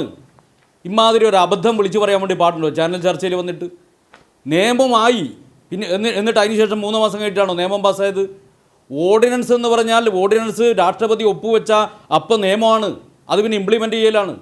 അതിന് പിന്നീട് പാർലമെൻറ്റിൻ്റെ അംഗീകാരം വാങ്ങൽ മാത്രമേ ഉള്ളൂ. ആ അംഗീകാരമാണ് വാങ്ങാൻ വേണ്ടി പുറപ്പെട്ടത്. ഞാൻ ചോദിക്കട്ടെ, അദ്ദേഹം പറയുന്നത് ഞങ്ങളാരും അഭിപ്രായം പറയില്ല എന്നാണ്, പറഞ്ഞില്ല എന്നാണ്. പോട്ടെ, നിങ്ങൾ കർഷക സംഘടനകളോട് ചർച്ച ചെയ്തില്ല, നിങ്ങൾ സംസ്ഥാനങ്ങളോട് ചർച്ച ചെയ്തില്ല, ആരോടും ചർച്ച ചെയ്തില്ല, ആ ബില്ലുമായി ബന്ധപ്പെട്ട് ഒരു ചർച്ചയും നടത്തിയില്ല. പക്ഷേ പാർലമെൻറ്റിൽ ഈ ബില്ല് ചർച്ചയ്ക്ക് വന്നപ്പോൾ എടുത്ത സമീപനം എന്താ? ഈ ബില്ലുമായി ബന്ധപ്പെട്ടുകൊണ്ട് 12 ഭേദഗതികൾ വ്യക്തിപരമായി കൊണ്ടുവന്ന ഒരാളാണ് ഞാൻ. ഈ ബില്ലിനെതിരായി സ്റ്റാറ്റ്യൂട്ടറി റെസൊല്യൂഷൻ കൊണ്ടുവന്ന ഒരാളാണ് ഞാൻ. ഈ ബില്ല് സെലക്ട് കമ്മിറ്റിക്ക് വിടണമെന്ന് ആവശ്യപ്പെട്ടുകൊണ്ട് മോഷൻ കൊണ്ടുവന്ന ആളാണ് ഞാൻ. ഇതിൽ കൊണ്ടുവന്ന ഭേദഗതികളിൽ ഒരു ഭേദഗതി വളരെ പ്രധാനപ്പെട്ടത് അങ്ങ് പറഞ്ഞല്ലോ, ഈ കോർപ്പറേറ്റുകളിൽ നിന്ന് രക്ഷപ്പെടുത്താൻ. ഞങ്ങൾ ആ ഭേദഗതിയിൽ പറഞ്ഞ ഒരു പ്രധാനപ്പെട്ട ഭേദഗതി എന്താണെന്നറിയോ? യഥാർത്ഥത്തിൽ ഇത് കോർപ്പറേറ്റുകൾക്ക് ഉൽപ്പന്നങ്ങൾ കമ്പോളത്തിൻ്റെ നിയന്ത്രണങ്ങളില്ലാതെ വാങ്ങുന്നതിന് അനുമതി നൽകുന്നതാണ്. എന്താ കമ്പോളത്തിൻ്റെ നിയന്ത്രണം? ഒന്ന് FCIയുടെ നിയന്ത്രണം, രണ്ടാമത്തത് മണ്ഡി സമിതികളുടെ നിയന്ത്രണം. കർഷകർ നേരിട്ട് വിൽക്കാൻ വേണ്ടി കർഷകർക്ക് അവകാശമില്ലാത്തത് കൊണ്ടല്ല, പരമ അബദ്ധം പറയല്ലേ. കർഷകർ കാർഷിക ഉൽപ്പന്നങ്ങൾ ഏറ്റവും ആദ്യം കൊണ്ടുപോയി കൊടുക്കുന്നത് FCIയുടെ സംഭരണ സംവിധാനം ഉണ്ടെങ്കിൽ അവിടെയാണ് ഏറ്റവും ആദ്യം കൊടുക്കുന്നത്. എന്തുകൊണ്ടാണ്? അവിടെ പോയാൽ MSP എങ്കിലും കിട്ടും. എന്നാൽ സംഭരണ സംവിധാനം ഇല്ലെങ്കിൽ പിന്നീട് കർഷകർ പോകുന്നത് മണ്ഡി സമിതികളിലാണ്. അവിടെ ഒരു ബേസ് പ്രൈസ് നിശ്ചയിച്ച് ലേലം വിളിക്കുന്നു. അതുകൊണ്ട് താരതമ്യേന മെച്ചപ്പെട്ട വില കിട്ടും. രണ്ടാമത്തത്, അതും കഴിഞ്ഞ് ഈ രണ്ടിടങ്ങളിലുമായിട്ട് ഇൻസ്റ്റിറ്റ്യൂഷണലായിട്ട് പോകുന്ന 30% കാർഷിക ഉൽപ്പന്നങ്ങൾ മാത്രമാണ്. ബാക്കിയെല്ലാം കർഷകർ നേരിട്ട് വിൽക്കുന്നു. പക്ഷെ നേരിട്ട് വിൽക്കാനല്ല കർഷകർക്ക് താല്പര്യം. നേരിട്ട് വിൽക്കുമ്പോഴാണ് കർഷകർക്ക് ഏറ്റവും കുറഞ്ഞ വില ലഭിക്കുന്നത്. ഇവിടെ പ്രശ്നം എന്താ? ഈ ഇൻസ്റ്റിറ്റ്യൂഷണലായിട്ടുള്ള 30% കാർഷിക ഉൽപ്പന്നങ്ങൾ ഇപ്പോൾ വിൽക്കുന്ന പരിമിതികളേറെ ഉള്ള ഈ സംവിധാനം ഇല്ലാതാകുന്നു. ഇത് കോർപ്പറേറ്റുകൾക്ക് ഉൽപ്പന്നങ്ങൾ കൃഷിക്കാരിൽ നിന്ന് നേരിട്ട് ഏറ്റെടുക്കുന്ന നിയമമാണ്. അതുകൊണ്ടാണ് ഞാൻ ഭേദഗതി കൊണ്ടുവന്ന ഒന്നാമത്തെ ഭേദഗതി. കേന്ദ്ര ഗവൺമെൻറ് ഇപ്പോൾ 24 ഉൽപ്പന്നങ്ങൾക്ക് മാത്രമേ താങ്ങുവില പ്രഖ്യാപിക്കുന്നുള്ളൂ. എല്ലാ കാർഷിക ഉൽപ്പന്നങ്ങൾക്ക് താങ്ങുവില പ്രഖ്യാപിക്കണം, ഒരു ഭേദഗതി. രണ്ടാമത്തെ ഭേദഗതി, കാർഷിക ഉൽപ്പന്നങ്ങൾ കോർപ്പറേറ്റുകൾ കർഷകരിൽ നിന്ന് വാങ്ങുമ്പോൾ മിനിമം ചുരുങ്ങിയത് MSP എങ്കിലും നൽകണം, മിനിമം സപ്പോർട്ട് പ്രൈസ് എങ്കിലും നൽകണം. രണ്ടാമത്തത്. മൂന്നാമത്തത്, MSPയിൽ കുറഞ്ഞ് ഏതെങ്കിലും ഒരു ട്രേഡറോ അല്ലെങ്കിൽ കോർപ്പറേറ്റോ വൻകിടക്കാരോ കുറഞ്ഞ തുകക്ക് കൃഷിക്കാരിൽ നിന്ന് കാർഷിക ഉൽപ്പന്നങ്ങൾ വാങ്ങിയാൽ അവർക്കെതിരായി സിവിലായി ക്രിമിനലായി നടപടി സ്വീകരിക്കണം. 3 ഭേദഗതി. ആ ഭേദഗതി പോലും ഗവൺമെൻറ് അംഗീകരിച്ചില്ല.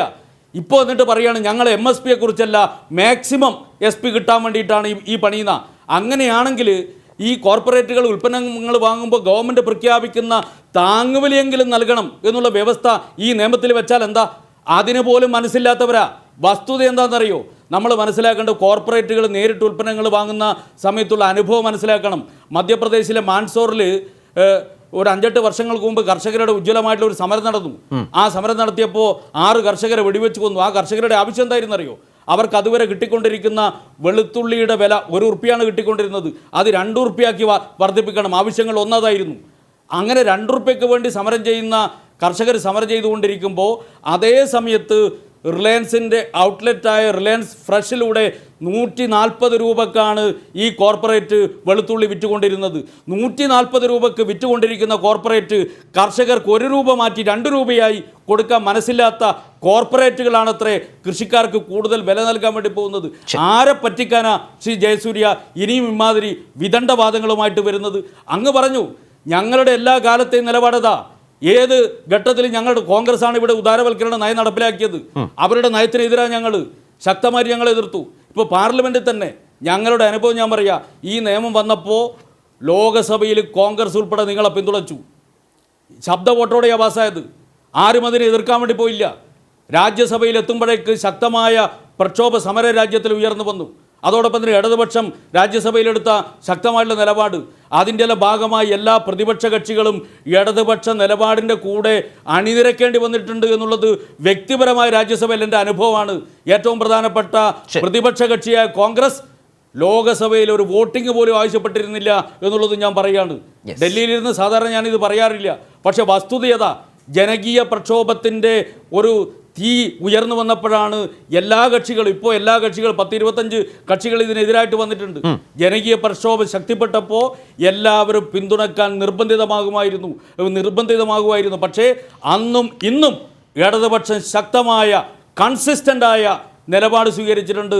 ഈ നിയമം ജൂൺ 5-ന് വന്നപ്പോൾ അന്ന് മുതൽ കിസാൻ കോർഡിനേഷൻ കമ്മിറ്റിയുടെ നേതൃത്വത്തിൽ, കിസാൻ സഭയുടെ നേതൃത്വത്തിൽ രാജ്യവ്യാപകമായ പ്രക്ഷോഭം നടക്കുകയാണ്. ഞാനത് പാർലമെൻറ്റിൽ പ്രസംഗിക്കുമ്പോൾ പറഞ്ഞു, നിങ്ങൾ ഈ നിയമം ജനവിരുദ്ധമായി പാസ്സാക്കിയാൽ കർഷകരുടെ കോപം നിങ്ങൾ നേരിട്ട് അനുഭവിക്കേണ്ടി വരുമെന്ന് പാർലമെന്റിൽ സംസാരിച്ച ആളാണ് ഞാൻ. നിങ്ങൾ പറഞ്ഞില്ലല്ലോ, അഭിപ്രായം പറഞ്ഞില്ലെങ്കിൽ കേൾക്കാമായിരുന്നു. അതെ, ഞാൻ നിങ്ങളുടെ വികാരത്തെ മാനിക്കുന്നു. കാരണം അതിശക്തമായ ഒരു സമരത്തിന്റെ ഭാഗമായി നേരിട്ട് സമരത്തിൽ പങ്കെടുത്തുകൊണ്ട് ഈ ചർച്ചയിൽ വന്നയാളാണ് ശ്രീ KK രാഗേഷ് MP. അതുകൊണ്ട് തന്നെ ആ നിലയിൽ തന്നെയുള്ള അത് പൂർണ്ണമായും മനസ്സിലാക്കിക്കൊണ്ട് തന്നെയാണ് ആ ഫീല് പൂർണ്ണമായും അവതരിപ്പിക്കുന്നതിനുള്ള ഒരു സ്പേസ് കൂടി വന്നിട്ടുള്ളത്. ഇത് കേട്ടുകൊണ്ട് അഡ്വക്കേറ്റ് ജയസൂര്യന് താങ്കളുടേതായ രാഷ്ട്രീയ മറുപടി ഉണ്ടെന്ന് എനിക്കറിയാം. അതിലേക്ക് വരും മുമ്പ് ശ്രീ ദേവരാജനിലേക്ക് ഒരു കാര്യം. ശ്രീ ദേവരാജൻ്റെ ഫോർവേഡ് ബ്ലോക്ക് കേരളത്തിൽ UDF-ലെ ഘടകകക്ഷിയാണ്. ദേശീയതലത്തിൽ ഇടത് നിലപാടുകൾക്കൊപ്പം നിൽക്കുന്ന ഒരു പാർട്ടിയുമാണ്. ഇടത് ആ കൂട്ടായ്മയുടെ ഭാഗവുമാണ്. ഞാൻ ചോദിക്കാൻ വന്നത്, ഇപ്പോൾ കെ രാഗേഷ് പറഞ്ഞൊരു പ്രധാനപ്പെട്ട കാര്യമുണ്ട്. ലോക്സഭയിൽ കോൺഗ്രസ് ഈ ബില്ലിനെ അനുകൂലിച്ചു. ലോക്സഭയിലെ അംഗബലത്തിൻ്റെ ഏറ്റവും വലിയ കരുത്ത് കേരളത്തിൽ നിന്നുള്ള 19 UDF MP-മാരാണ്. ആ 19 പേരും ഈ നിയമത്തെ പിന്തുണച്ചു എന്ന് വേണം രാഗേഷ് പറഞ്ഞതിൽ നിന്നും മനസ്സിലാക്കാൻ. ഇപ്പോൾ ശക്തമായ സമരം നടന്നുകൊണ്ടിരിക്കുമ്പോൾ കേരളത്തിൽ നിന്നുള്ള ഈ MP-മാരടക്കം ഈ പ്രത്യക്ഷ സമരത്തിൽ പോകാനും പങ്കെടുക്കാനും അതിന് പിന്തുണ നൽകാനും ബാധ്യസ്ഥപ്പെട്ടവരല്ലേ? അവരെ കാണാതിരിക്കുന്നത് കൂടി സത്യത്തിൽ ഈ താല്പര്യമില്ലായ്മയുടെയും നിലപാടില്ലായ്മയുടെയും ഇപ്പോൾ വരുന്നൊരു വലിയ വികാരത്തിനൊപ്പം വളരെ ഉപരിപ്ലവമായി നിൽക്കുന്നു എന്നതിനപ്പുറമുള്ള എന്ത് രാഷ്ട്രീയ ആത്മാർത്ഥതയാണ് കേരളത്തിലെ ജനങ്ങളോട് കേരളത്തിലെ UDF-ന് വിശദീകരിക്കാനാവുക?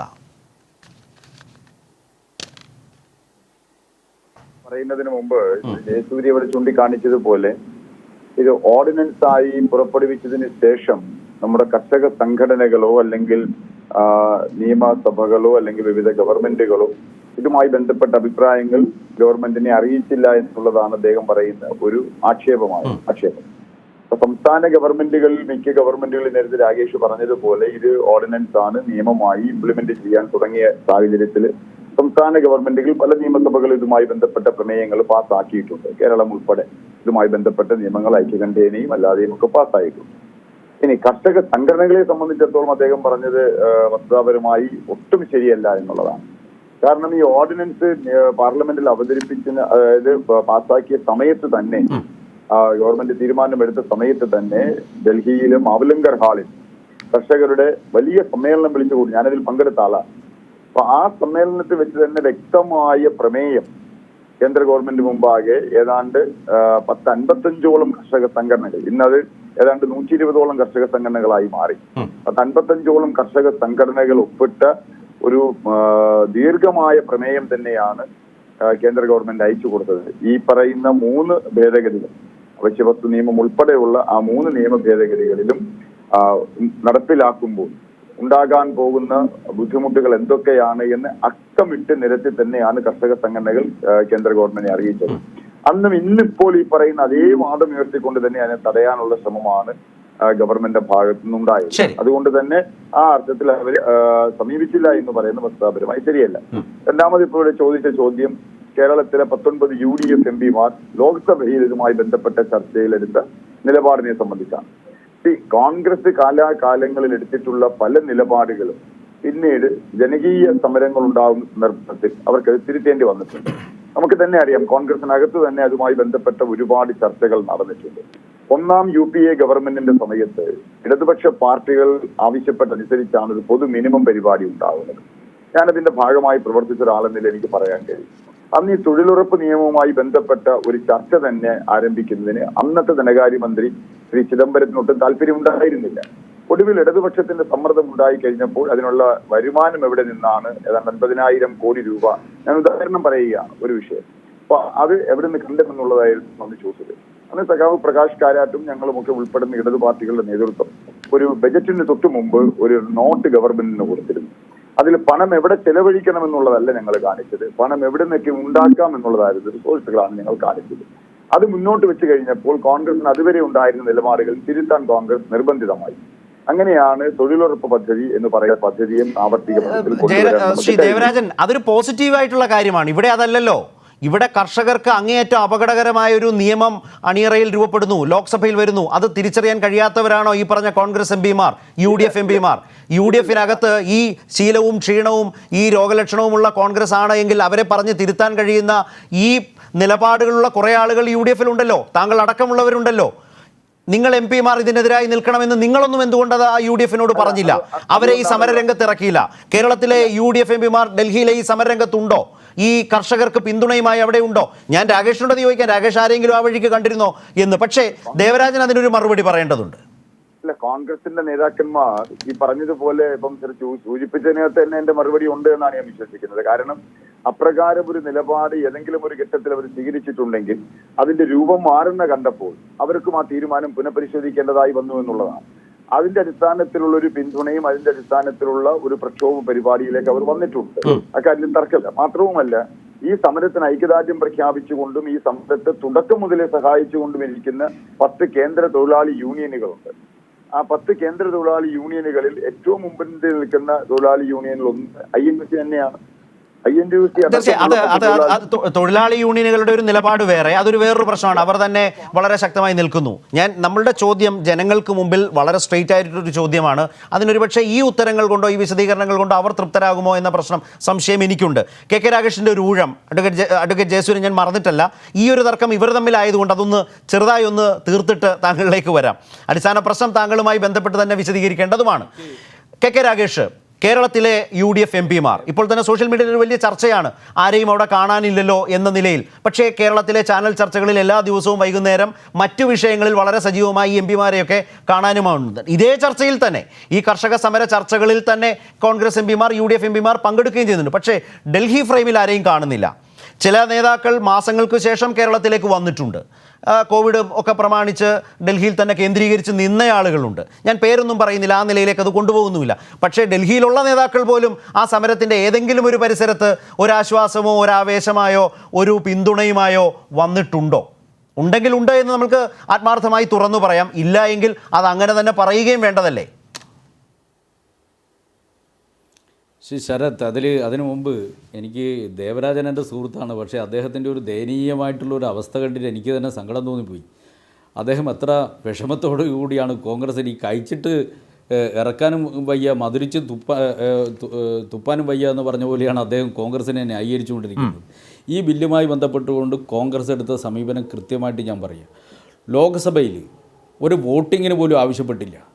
അവിടെ മറ്റ് ലോക്സഭയിൽ നടന്ന വിശദാംശങ്ങളിലേക്ക് ഞാൻ പോകുന്നില്ല. വോട്ടിംഗ് ആവശ്യപ്പെട്ടില്ല, യുനാനിമസ് ആയിട്ടാണ്, ശബ്ദ വോട്ടോടെയാണ് ആ ബില്ല് പാസ്സായത്. ഒന്നാമത്തെ കാര്യം.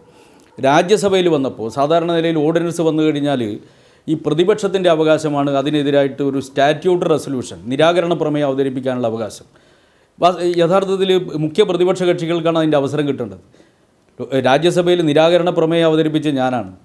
ആ നിരാകരണ പ്രമേയവും മന്ത്രി അവതരിപ്പിച്ചിട്ടുള്ള ബില്ലും ആണ് രാജ്യസഭ ചർച്ച ചെയ്തത്. ആ ചർച്ച കഴിഞ്ഞ് ചർച്ചയ്ക്ക് അതിൽ ഈ മോഷൻ ഈ സെലക്ട് കമ്മിറ്റിക്ക് വിടണമെന്ന് പറഞ്ഞ് 3 മോഷനാണ് ഉണ്ടായിരുന്നത്. ഈ ബില്ല് സെലക്ട് കമ്മിറ്റിക്ക് വിടണമെന്ന് പറഞ്ഞിട്ട് ഒന്നാമത്തെ മോഷൻ എൻ്റേതായിരുന്നു. ഞാനും എളമരം കരീമും ബിനോയ് വിശ്വ ഉൾപ്പെടെയുള്ളവർ ചേർന്നിട്ടുള്ള മോഷനായിരുന്നു.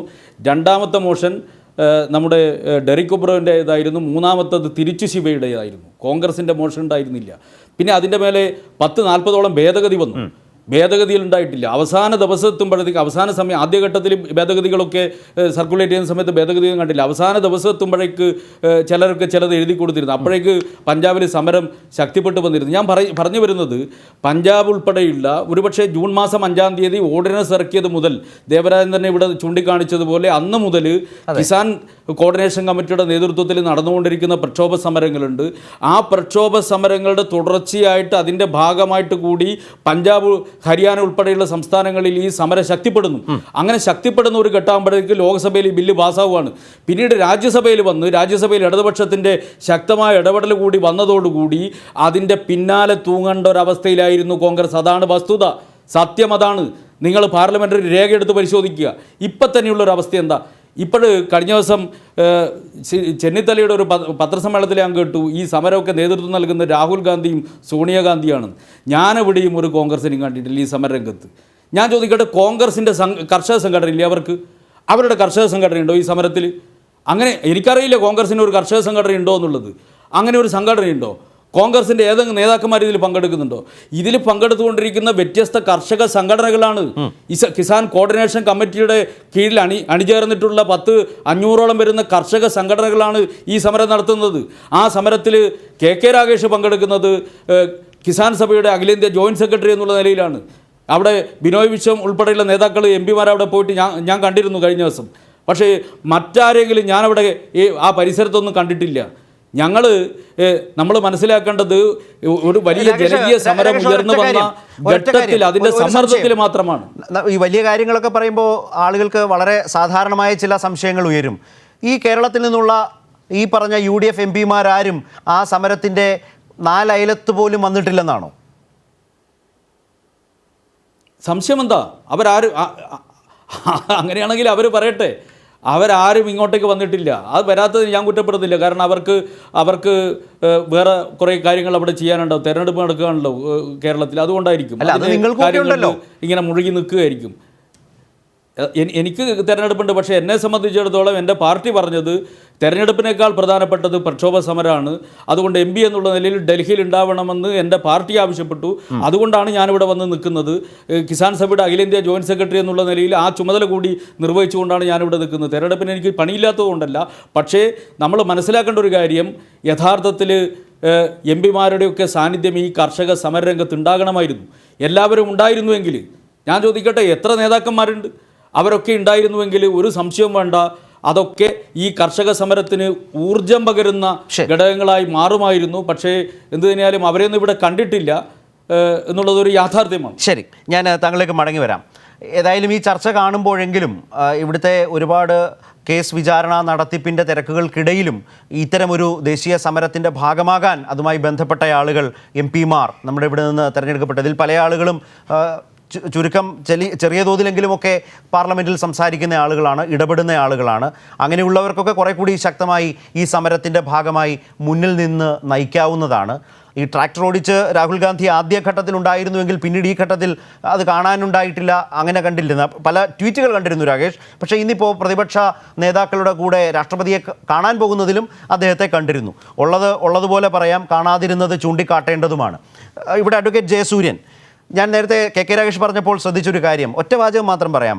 രാജ്യസഭയിൽ ഇത്രയൊക്കെ ഭേദഗതികൾ കൊണ്ടുവരികയും തർക്കങ്ങൾ ഉന്നയിക്കുകയും അതിനെ ശ്രദ്ധയോടെ കേന്ദ്ര സർക്കാർ അന്ന് കേട്ട് ഈ ബില്ലുകൾ സെലക്ട് കമ്മിറ്റിക്ക് വിട്ടിരുന്നുവെങ്കിൽ ഇങ്ങനെ ഒരു വലിയ കർഷക സമരം ഈ സർക്കാരിന് ക്ഷണിച്ചു വരുത്താതിരിക്കാമായിരുന്നു. താങ്കൾ പറഞ്ഞ വാദങ്ങളെല്ലാം മുഖവിലക്കെടുത്താൽ തന്നെ തുറന്ന മനസ്സാണ് എങ്കിൽ ആ മനസ്സുള്ള സർക്കാർ ആ രാജ്യസഭയിൽ വന്ന മാറ്റമെങ്കിലും കണ്ടിട്ട് വളരെ ശരിയായ വിധത്തിൽ ഭേദഗതികൾ വന്നാൽ കൈ ഉയർത്തിയാൽ വോട്ടെടുപ്പ് വേണമെന്നാണ്. അതിനൊന്നും തയ്യാറാകാതെ ഇങ്ങനെ ചെയ്തത് ഒഴിവാക്കാമായിരുന്നു. ഈ വലിയൊരു സമരം ക്ഷണിച്ചു വരുത്തിയത് സർക്കാരിന് തൽക്കാലത്തേക്ക് ഒഴിവാക്കാമായിരുന്നു. അതുപോലും ഈ സർക്കാർ ചെയ്തില്ല എന്ന് വേണം മനസ്സിലാക്കാൻ.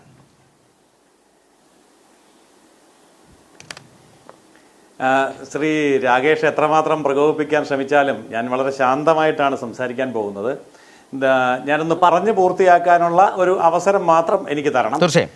അതായത് ഈ ബില്ല് അവതരിപ്പിക്കുമ്പോഴും ഈ നിയമം അവതരിപ്പിക്കുമ്പോഴും കേന്ദ്ര ഗവൺമെൻറ് വ്യക്തമായി പറഞ്ഞൊരു കാര്യമുണ്ട്. കോവിഡ് കാലഘട്ടമാണ്, അതിലേറ്റവും കൂടുതൽ ദുരിതം അനുഭവിക്കുന്നത് കർഷകരാണ്. അതുകൊണ്ട് കർഷകർക്ക് അടിയന്തരമായിട്ടുള്ള ഒരു ആശ്വാസം കിട്ടണമെങ്കിൽ ഈ നിയമം ഉടൻ തന്നെ പ്രാബല്യത്തിൽ വരണം. അതിൽ ഒന്നാമത്തെ പ്രധാനപ്പെട്ട കാര്യം, മണ്ഡി സിസ്റ്റത്തിൻ്റെ നിയമത്തിനകത്ത് പെട്ടുപോയ കർഷകർക്ക് അവരുടെ ഉൽപ്പന്നം പുറത്തു കൊണ്ടുപോയി വിൽക്കാൻ പറ്റില്ല. മണ്ഡി പരിധിക്ക് പുറത്ത് കൊണ്ടുപോയി വിൽക്കാൻ പറ്റില്ല, മണ്ഡിയിൽ തന്നെ വിൽക്കണം. നിർഭാഗ്യവശാൽ അവിടെ കിട്ടുന്നത് ചെറിയ തുകയാണ്, പുറത്തു കൊണ്ടുപോയാൽ കൂടുതൽ തുക കിട്ടും. നമുക്കിപ്പോൾ കേരളത്തിലിരുന്ന് കൊണ്ട് ഇത് ചിന്തിച്ചാൽ മനസ്സിലാകില്ല, കേരളത്തിൽ മണ്ഡി സിസ്റ്റം ഇല്ല. എങ്കിലും നമുക്ക് മനസ്സിലാവുന്ന ഒരു ഉദാഹരണം പറയാം. പലപ്പോഴും മലബാർ പ്രദേശത്ത് അടയ്ക്കയും അതുപോലെയുള്ള ഉൽപ്പന്നങ്ങളും തലച്ചുമടായിട്ട്, കശുവണ്ടി അടയ്ക്ക തലച്ചുമടായിട്ട് ഒളിച്ചു കടത്തി തമിഴ്നാട്ടിലേക്കും കർണാടകത്തിലേക്കും കൊണ്ടുപോയി വിൽക്കുന്ന ആൾക്കാരുണ്ട്. നമ്മുടെ റബ്ബർ തടിക്ക് തമിഴ്നാട്ടിൽ കൊണ്ടുപോയാൽ നല്ല വില കിട്ടും, പക്ഷേ കൊണ്ടുപോകാൻ പറ്റില്ല. ഇതുപോലെ കാർഷിക മേഖലയുമായി ബന്ധപ്പെട്ട ഉൽപ്പന്നങ്ങൾക്ക് സ്വതന്ത്രമായിട്ടുള്ളൊരു വിപണി തുറന്നു കിട്ടിയാൽ കർഷകർ അത് കൊണ്ടുപോയി കൂടുതൽ വില കിട്ടുന്നിടത്ത് വിൽക്കും. അപ്പോൾ അതിനുള്ള ഒരു നിയമമില്ല നിലവിൽ. അത് കൊടുത്താൽ മതി. പച്ചക്കറി തമിഴ്നാട്ടിൽ കിട്ടുന്ന വില കുറഞ്ഞ പച്ചക്കറി അവര് പൂർണ്ണമായി നിരാകരിക്കുകയല്ലേ, അതല്ലേ പ്രശ്നം? അല്ല, വേണമല്ലോ. ഞാൻ ഒന്ന് പറഞ്ഞോട്ടെ. താങ്കൾ പറഞ്ഞ ഒളിച്ചു കടക്കാനുള്ള അവകാശത്തിനല്ല അവർ സമരം ചെയ്യുന്നത്. ശരത്തെ ഞാനൊന്ന് പറഞ്ഞോട്ടെ. ഇത് കടത്തുകല്ല ഇപ്പൊ നിയമം അനുസരിച്ച് ഒളിച്ചു കടത്താനല്ലേ ഞാനൊന്ന് പറഞ്ഞോട്ടെ. അതായത് ഇപ്പോഴത്തെ നിയമം അനുസരിച്ച് ഒളിച്ചു കടക്കാതെ പറ്റില്ല. അതുകൊണ്ട് ഒളിച്ചു കടത്താതെ രാജ്യത്തിന്റെ ഏത് ഭാഗത്തും കൊണ്ടുപോയി വിൽക്കാം. ഇപ്പൊ 50 പൈസയുടെ തക്കാളി 50 രൂപയ്ക്ക് വില കിട്ടുന്നിടത്ത് കർഷകന് 50 രൂപ കിട്ടുന്നില്ലെന്നേ. അതുപോലെ ഏത് സാധനമാണെങ്കിലും അങ്ങനെയാണ്. അപ്പോൾ കർഷകന് രാജ്യത്തിന്റെ ഏത് ഭാഗത്തും സംസ്ഥാനത്തിന്റെ ഏത് ഭാഗത്തും ജില്ലയുടെയോ മണ്ടിയുടെയോ അതിർത്തിക്ക് പുറത്ത് വില കൂടുതൽ കിട്ടിയാൽ അവിടെ കൊണ്ടുപോയി വിൽക്കാനുള്ള സ്വാതന്ത്ര്യം അതാണ് അടിയന്തരമായിട്ട് കൊടുക്കേണ്ടത്. അപ്പോൾ അത് ഈ നിയമനിർമ്മാണത്തിൽ കൂടി മാത്രമേ പറ്റുള്ളൂ. നിലവിലിരിക്കുന്ന നിയമം അനുസരിച്ച് മണ്ഡി സിസ്റ്റത്തിനകത്ത് പെട്ടുപോയ ഒരു കർഷകന് ആ മണ്ടിയിൽ കിട്ടുന്ന വിലയ്ക്ക് കൊടുത്തിട്ട് പോകാനേ പറ്റുള്ളൂ. ഒരു രാഷ്ട്രീയ ചോദ്യമാണ് അവസാനമായി. പിന്നെ ചില ഭേദഗതികൾ കേന്ദ്ര സർക്കാർ മുന്നോട്ട് വെച്ചു, അതെല്ലാം ഇവർ തള്ളിക്കളഞ്ഞു എന്ന് വെച്ചാൽ മനസ്സിലാക്കേണ്ടത് എന്താണ്? ഈ 3 നിയമത്തിൽ നിന്നും ഒരു തരത്തിലും പിന്നോട്ട് പോകില്ല എന്നാണോ താങ്കളും ചർച്ചയിൽ പറഞ്ഞു വെക്കുന്നത്? ഒരിക്കലുമല്ല. ഞാനൊരു കർഷക സംഘടനയുടെ ഭാരവാഹിയാണ്. ഞാൻ പറയുന്നത് കർഷകന് വേണ്ടിയാണ്. കേന്ദ്ര സർക്കാരിന്റെ നയങ്ങളിൽ എന്തെങ്കിലും അപാകതയുണ്ടെങ്കിൽ അത് തിരുത്തപ്പെടുക തന്നെ ചെയ്യണം. അതിന് ഒരു സംശയവും ഇല്ല. ഞാൻ അതാണ് കർഷകർ ആവശ്യപ്പെടുന്നത് എങ്കിൽ അതാണ് കർഷകർ ആവശ്യപ്പെടുന്നത് എങ്കിൽ അതിന് കേന്ദ്ര സർക്കാർ വഴങ്ങുമോ? ഞാനൊന്ന് പറഞ്ഞോട്ടെ. തീർച്ചയായിട്ടും വഴങ്ങും, അഭിമാനത്തോടെ വഴങ്ങും. അതാണല്ലോ മനസ്സ് തുറന്ന് ഈ ചർച്ച മുന്നോട്ട് പോകുന്നത്. പക്ഷേ ഇന്നലെ അടക്കം അമിത്ഷാ അടക്കം ആ നിയമങ്ങളെ ന്യായീകരിക്കുകയാണ് ചെയ്തത്. അതിൽ പിൻവാങ്ങാൻ തയ്യാറല്ല, ഏതെങ്കിലും തരത്തിലുള്ള ചർച്ചയ്ക്ക് തയ്യാറല്ല, സെലക്ട് കമ്മിറ്റിക്ക് വിടുന്ന കാര്യം പറഞ്ഞില്ല. സർക്കാർ കൊണ്ടുവന്ന നിയമത്തെ സംബന്ധിച്ചിടത്തോളം സർക്കാരിന് വിശദീകരിക്കേണ്ട ബാധ്യതയുണ്ട്, ചുമതലയുണ്ട്, പറഞ്ഞ് മനസ്സിലാക്കി കൊടുക്കേണ്ടതുണ്ട്. അതാണ് സർക്കാർ ഈ ചർച്ചയിൽ ചെയ്തുകൊണ്ടിരിക്കുന്നത്. അതിൽ ഭേദഗതികൾ ആവശ്യമുണ്ട്, തിരുത്തലുകൾ ആവശ്യമുണ്ടെങ്കിൽ അതിന് തയ്യാറായ മനസ്സുള്ളത് കൊണ്ടാണല്ലോ ഈ ചർച്ചയ്ക്ക് വന്നിരിക്കുന്നത്. ആ ചർച്ചയിൽ ഇത്രയും മുന്നോട്ട് പോകുന്നത്. അപ്പോൾ ഇപ്പോഴും ഈ ചർച്ച മുന്നോട്ട് നയിക്കാൻ തയ്യാറാകുന്നത് എന്തുകൊണ്ടാണ്? രംഗത്ത് വന്ന് അതൊരു നിസ്സഹായതയുടെയും അതിന്റെ ഗൗരവം സമരത്തിന്റെ ചൂടും തിരിച്ചറിഞ്ഞതുകൊണ്ട് വന്നിരിക്കുന്നതാണ്, അല്ലാതെ അതൊരു തുറന്ന നിലപാട് കൊണ്ടല്ല. ഒരിക്കലും അല്ല. ഞാനൊന്ന് പറഞ്ഞോട്ടെ, ഇതിലും വലിയ സമരമൊക്കെ ഡൽഹി കണ്ടിട്ടുണ്ട്. ഈ തിക്കായത്തിന്റെ കാലത്ത് 30 ദിവസം നീണ്ടുനിന്ന സമരം ഡൽഹി കണ്ടതാ. അന്ന് ഇവരൊക്കെ ജീവിച്ചിരിപ്പുണ്ടായിരുന്നു. അപ്പൊ സമര പരമ്പരകളെ കണ്ട് ഭയപ്പെട്ടിട്ടൊന്നുമല്ല. അങ്ങനെയാണ് ഞാൻ ഒരൊറ്റ കാര്യം സൂചിപ്പിക്കട്ടെ. 500-ലധികം വരുന്ന സംഘടനകൾ വന്നിട്ട് 35 പേരെ പ്രതിനിധികളായിട്ട് ചർച്ചയ്ക്ക് വിട്ടിട്ട്, പെട്ടെന്ന് തീർക്കാം, ചർച്ചയ്ക്ക് വിട്ടിട്ട് അതിൽ 32 പേർക്കും ഹിന്ദി അറിയില്ല, പഞ്ചാബിയിൽ സംസാരിക്കണമെന്ന് പറഞ്ഞു. എന്നിട്ട് പഞ്ചാബി ട്രാൻസ്ലേഷൻ വേണമെന്ന് പറഞ്ഞു. അപ്പോൾ അത് ചെയ്തു കൊടുത്തു. അപ്പൊ അവിടെ ഇരിക്കുന്നവരാരാ? പഞ്ചാബിലെ മാത്രം കർഷകരാണെന്ന് ആ ഒരൊറ്റ കാര്യത്തിൽ നിന്ന് വ്യക്തമല്ലേ? എന്നാൽ പോലും ഓക്കെ, പഞ്ചാബിലെ കർഷകരായിക്കോട്ടെ, ആ ഒരു കർഷകരാണല്ലോ, അവർ ഉന്നയിക്കുന്ന ആവശ്യങ്ങൾ കേൾക്കാൻ തയ്യാറാണല്ലോ. അതുകൊണ്ട് ഇത് ഏതൊരു പ്രദേശത്തെ ഏതൊരു കർഷകന്റെ ആവശ്യമാണെങ്കിലും തുറന്ന മനസ്സോടെ കേന്ദ്ര ഗവൺമെന്റ് അത് കേൾക്കും. കേന്ദ്ര ഗവൺമെന്റ് കൊണ്ടുവന്ന നിയമം ഒരു നിയമം എന്ന് പറഞ്ഞാൽ അത് ഒരിക്കലും മാറ്റാൻ മനസ്സിലായി. വിശദാംശങ്ങളിലേക്ക് ഇനി പോകാൻ നമ്മുടെ മുമ്പിൽ സമയമില്ല. പറഞ്ഞത് കേന്ദ്ര സർക്കാരിന്റെ മനോഭാവം നമുക്ക് വേണ്ടി വരും, കർഷകർക്ക് അനുകൂലമാണ് എന്ന ഒരു തരത്തിലേക്ക് ഇപ്പോഴുണ്ട് എന്ന് തൽക്കാലം അതിൽ നിന്ന് പറഞ്ഞതെടുക്കാം. തീർച്ചയായിട്ടും ശ്രീ ദേവരാജൻ, മറുഭാഗത്ത് സംഭവിക്കുന്നത് എന്താണ്? വീട്ടുതടങ്കലിലാക്കുന്നു നേതാക്കളെ. കശ്മീരിൽ കാണുന്നത് പോലെയുള്ള പോലീസ് നടപടികൾ മറുഭാഗത്തുണ്ടാകുന്നു. അത് പ്രകടമായി തന്നെ മുമ്പിൽ നിൽക്കുന്നു. നേരത്തെ പറഞ്ഞ പോലെ കർഷക സംഘടനകളെ തെരഞ്ഞുപിടിച്ച് ചർച്ചയ്ക്ക് വിളിക്കുന്നു. അതേ കോർഡിനേഷൻ കമ്മിറ്റി തന്നെ അത് പറ്റില്ല എന്ന് പറയുന്നു. അതിൽ പഞ്ചാബി സംസാരിക്കുന്നവരാകാം കൂടുതൽ, കാരണം ആ സംസ്ഥാനങ്ങൾ അതിശക്തമായി സമരരംഗത്തുണ്ട്. പക്ഷേ അത്തരം ചില കാര്യങ്ങൾ ചൂണ്ടിക്കാട്ടി ഒരു വിശാലമായ പ്രശ്നത്തെ പ്രാദേശികവൽക്കരിക്കുന്ന ഒരു സമീപനം ഒരു ഭാഗത്തുണ്ട്. സമരത്തെ പിന്തുണയ്ക്കുന്ന രാഷ്ട്രീയ നേതൃത്വങ്ങളെ കോർണർ ചെയ്ത് അവരെ വീട്ടിലാക്കാനും തടങ്കലിലാക്കാനും നേരിടാനും ശ്രമിക്കുന്നുണ്ട്. ഈ തരത്തിലൊക്കെയുള്ള പല തന്ത്രങ്ങൾ പയറ്റുന്നുണ്ട്. നേരിട്ട് ആഭ്യന്തരമന്ത്രി തന്നെ ഇപ്പോൾ ഈ സമരത്തിനെതിരായ തന്ത്രങ്ങൾ ആവിഷ്കരിക്കുന്നു, സമരക്കാരോട് ചർച്ച ചെയ്യുന്നു. കേന്ദ്ര സർക്കാരിൻ്റെ ഇപ്പോഴത്തെ ഒരു ലക്ഷ്യം എന്താണ്? അതിലേക്ക് അവർക്ക് എത്താനാകുമോ? അതെ, അതിന് മറുപടി പറയുന്നതിന് മുമ്പ് ഒരു കാര്യം കൂടി പറയേണ്ടതായിട്ടുണ്ട്. അതെ, ഞാൻ ഇതിലേക്ക് വരികയാണ്. അതായത് അദ്ദേഹം ഇവിടെ പ്രധാനമന്ത്രി പറഞ്ഞ അതേ വാക്ക് കടമെടുത്തുകൊണ്ടതാണ് ശ്രീ ജയസൂര്യ ഇവിടെ സംസാരിച്ചത്. കാരണം കർഷകർക്ക് വേണമെന്നുണ്ടെങ്കിൽ ഈ സാധനം വേറൊരു സ്റ്റേറ്റിൽ കൊണ്ടുപോയി വിൽക്കുന്നതിനൊക്കെ ഉള്ള സ്വാതന്ത്ര്യമാണ് കിട്ടുന്നത് എന്നാണ് അദ്ദേഹം പറഞ്ഞത്. GST സംവിധാനം നിലവിൽ വന്നു കഴിഞ്ഞു. അത് വന്നു കഴിഞ്ഞ സാഹചര്യത്തിൽ ഒരു സ്റ്റേറ്റിൽ നിന്ന് വേറൊരു സ്റ്റേറ്റിലേക്ക് സാധനം കൊണ്ടുപോകുന്നു എന്ന് പറയുന്നതിനകത്ത് വലിയ ലാഭമൊന്നും ആർക്കും കിട്ടില്ല എന്നുള്ളത് യാഥാർത്ഥ്യമാണ്. 1. 2, ഈ കാർഷിക ഉൽപ്പന്നം എന്ന് പറയുന്നത് അരിയും ഗോതമ്പും പരിപ്പും മാത്രമല്ല, പച്ചക്കറികളും പൂ ഉൾപ്പെടെയുള്ള സാധനങ്ങളാണ്. ഇതൊക്കെ യഥാർത്ഥത്തിൽ പെരിഷബിൾ ഗുഡ്സ് ആണ്, പെട്ടെന്ന് ചീത്തയാവുന്ന സാധനങ്ങളാണ്. ഇതൊന്നും ഒരു സ്റ്റേറ്റിൽ നിന്ന് അടുത്ത സ്റ്റേറ്റിലേക്ക് കൊണ്ടുപോകാൻ നമ്മുടെ രാജ്യത്തെ കർഷകർക്ക് കഴിയത്തേയില്ല. അവരുടെ പറമ്പിനപ്പുറത്തേക്ക് പോലും പോകാൻ പ്രാപ്തിയുള്ളവരല്ല ഇന്ത്യയുടെ കർഷകർ എന്ന് പറയുന്നത്. കർഷക ജനസാമാന്യം അങ്ങനെയുള്ളതാണ്. അതുകൊണ്ട് ഈ വാദങ്ങളൊന്നും അവരെ സംബന്ധിച്ച് ബോധ്യപ്പെടാത്തതും അതുകൊണ്ട് തന്നെയാണ്. നിങ്ങൾക്ക് സ്വാതന്ത്ര്യം കിട്ടുകയല്ലേ, കേരളത്തിലെ കർഷകൻ കർണാടകത്തിൽ വിറ്റൂടെ, കേരളത്തിലെ കർഷകൻ തമിഴ്നാട്ടിൽ കൊണ്ട് വിറ്റൂടെ എന്ന ആ ഒരു വാദം പറഞ്ഞത് തെറ്റാണെന്നാണ് ജയസൂര്യൻ പറയുന്നത്. ആയിക്കോട്ടെ, ശരി, ആ തർക്കത്തിലേക്ക് ഇനി പോകാൻ സമയമില്ലാത്തതുകൊണ്ടാണ്. നമുക്കറിയാവുന്നതാണ്. രണ്ടാമത് കേന്ദ്ര സർക്കാരിന്റെ ഇക്കാര്യത്തിലുള്ള 2 വാചകത്തിൽ ദേവരാജൻ, കേന്ദ്ര സർക്കാരിന്റെ രാഷ്ട്രീയം ഇക്കാര്യത്തിൽ ഇനി വർക്കൗട്ട് ആകുമോ? അതിന് ഒറ്റ സെക്കൻഡ് കൊണ്ട് ഞാൻ അതിന് മറുപടി പറയാം. അതോടൊപ്പം ഇതൂടെ പറയുകയാണ്, ജയസൂര്യൻ തന്നെ മനസ്സിലാക്കേണ്ടത് RSSനോട് ആഭിമുഖ്യമുള്ള കർഷക സംഘടനയും സ്വദേശി ജാഗരൻ മഞ്ചും എന്തുകൊണ്ടാണ് ഈ സമരത്തിന്റെ ആവശ്യങ്ങളെ പിന്തുണച്ചുകൊണ്ട് മുന്നോട്ട് വന്നത്? ഭാരത് ബന്ദ് പോലെയുള്ള സമരങ്ങളെയാണ് അവർ അംഗീകരിക്കാത്തത്. പക്ഷെ ആവശ്യങ്ങളോട് അനുഭാവവും ഐക്യദാർഢ്യവും പ്രകടിപ്പിച്ച് പരസ്യമായ ഒരു പ്രസ്താവന വരെ ഇറക്കിയിട്ടുണ്ട്. ഇനി നമ്മൾ ചോദിച്ച ചോദ്യം, കേന്ദ്ര ഗവൺമെന്റിനെ സംബന്ധിച്ചിടത്തോളം ഇക്കാര്യത്തിൽ നേരത്തെ തന്നെ അവർ അച്ചാരം വാങ്ങി വെച്ചിരിക്കുന്നു എന്നുള്ളത് കൊണ്ട് തന്നെയാണ് ഇപ്രകാരമുള്ള ചില ചെപ്പടി വിദ്യകളുമായി മുന്നോട്ട് വരുന്നത്. മാത്രവുമല്ല, ഇനി ഈ ഭേദഗതി അല്ല ആവശ്യം, ഇനി ഈ നിയമങ്ങൾ പിൻവലിക്കുക. ഇനി ഏതെങ്കിലും തരത്തിലുള്ള അനോമലീസ് പഴയ നിയമങ്ങളിൽ ഉണ്ടെങ്കിൽ അത് ചർച്ച ചെയ്ത് പരിഹരിക്കുന്ന തരത്തിലുള്ള പുതിയ നിയമനിർമ്മാണമാണ് ആവശ്യമായിരിക്കുക. അതുകൊണ്ട് നിലവിലെ ഈ നിയമം പിൻവലിക്കുക എന്നുള്ളതാണ്. തീർച്ചയായും അതിൽ ഉറച്ചു നിൽക്കുകയാണ് കർഷകർ. ഞാൻ ഈ സമരരംഗത്ത് നിൽക്കുന്ന കെ രാഗേഷിനോട് അവസാനമായി എനിക്ക് ചോദിക്കാനുള്ളത്, ജയസൂര്യന്റെ ഒരു വാചകം വളരെ ശ്രദ്ധേയമാണ്. നമ്മളൊക്കെ കണ്ടിട്ടുണ്ട് മഹേന്ദ്ര സിംഗ് ധിക്കായത്തിന്റെ സമരം, 35 ദിവസം 30-35 ദിവസം വരെയൊക്കെ ഓടിയിട്ടുണ്ട് ആ സമരം. അതുകൊണ്ട് ദിവസക്കണക്ക് പറഞ്ഞ് പേടിപ്പിക്കാനൊന്നും നോക്കണ്ട. നല്ല തണുപ്പുണ്ട് ഡൽഹിയിൽ. ഇപ്പോൾ 10 ദിവസമോ കുറച്ച് ദിവസമേ ആയിട്ടുള്ളൂ. 10-35 ദിവസത്തിനപ്പുറം ഒരു സമരത്തിനും ഭാവി ഉണ്ടാകില്ല എന്ന നല്ല ചിന്തയും കേന്ദ്ര സർക്കാരിനുണ്ട്. കെ രാഗേഷ്, അത് ഓർത്തു വെച്ചോളൂ. അതിലേക്ക് ഞാൻ വരാം ശരത്, അത് മറുപടി പറയേണ്ട വിഷയം തന്നെയാണ്. അതിലേക്കൊന്ന് കേന്ദ്രീകരിക്കും, സമയം തീരുന്നതുകൊണ്ടാണ്. ഒന്നാമത്തെ കാര്യം ശരി, എന്നാൽ അദ്ദേഹം മനസ്സിലാക്കേണ്ട ഒരു കാര്യം, ഞാൻ തുടക്കത്തിൽ തന്നെ ഈ ചർച്ചയുടെ തുടക്കത്തിൽ തന്നെ പറഞ്ഞു, ഈ സമരത്തിൽ പങ്കെടുക്കുന്നവരെ ഖലിസ്ഥാൻവാദികളും തീവ്രവാദികളും മാവോയിസ്റ്റുകളും ഒക്കെയാക്കി ചിത്രീകരിച്ച് അതിനെ കോർണർ ചെയ്യുന്നതിന് വേണ്ടിയാണ് അങ്ങയുടെ പാർട്ടി ശ്രമിച്ചുകൊണ്ടിരുന്നത്. അങ്ങനെയാണ് കേന്ദ്ര ഗവൺമെൻറ് ശ്രമിച്ചുകൊണ്ടിരുന്നത്. ഏറ്റവും ഒടുവിൽ ചർച്ചയ്ക്ക് വഴങ്ങിയതാണ്. അദ്ദേഹം പറഞ്ഞു ട്രാൻസ്ലേറ്റ് ചെയ്യാൻ വേണ്ടി സംവിധാനം ഉണ്ടാക്കി. ഈ പാർലമെൻറ്റിൽ ഇരിക്കുന്ന, ഈ ചർച്ചയ്ക്ക് ഇരിക്കുന്ന സ്ഥലം ഏതാണെന്ന് മനസ്സിലാക്കിയിട്ടാണോ അദ്ദേഹം പറയുന്നത്? അതിനൊക്കെ എല്ലാ സംവിധാനമുള്ള സ്ഥലമാണ്.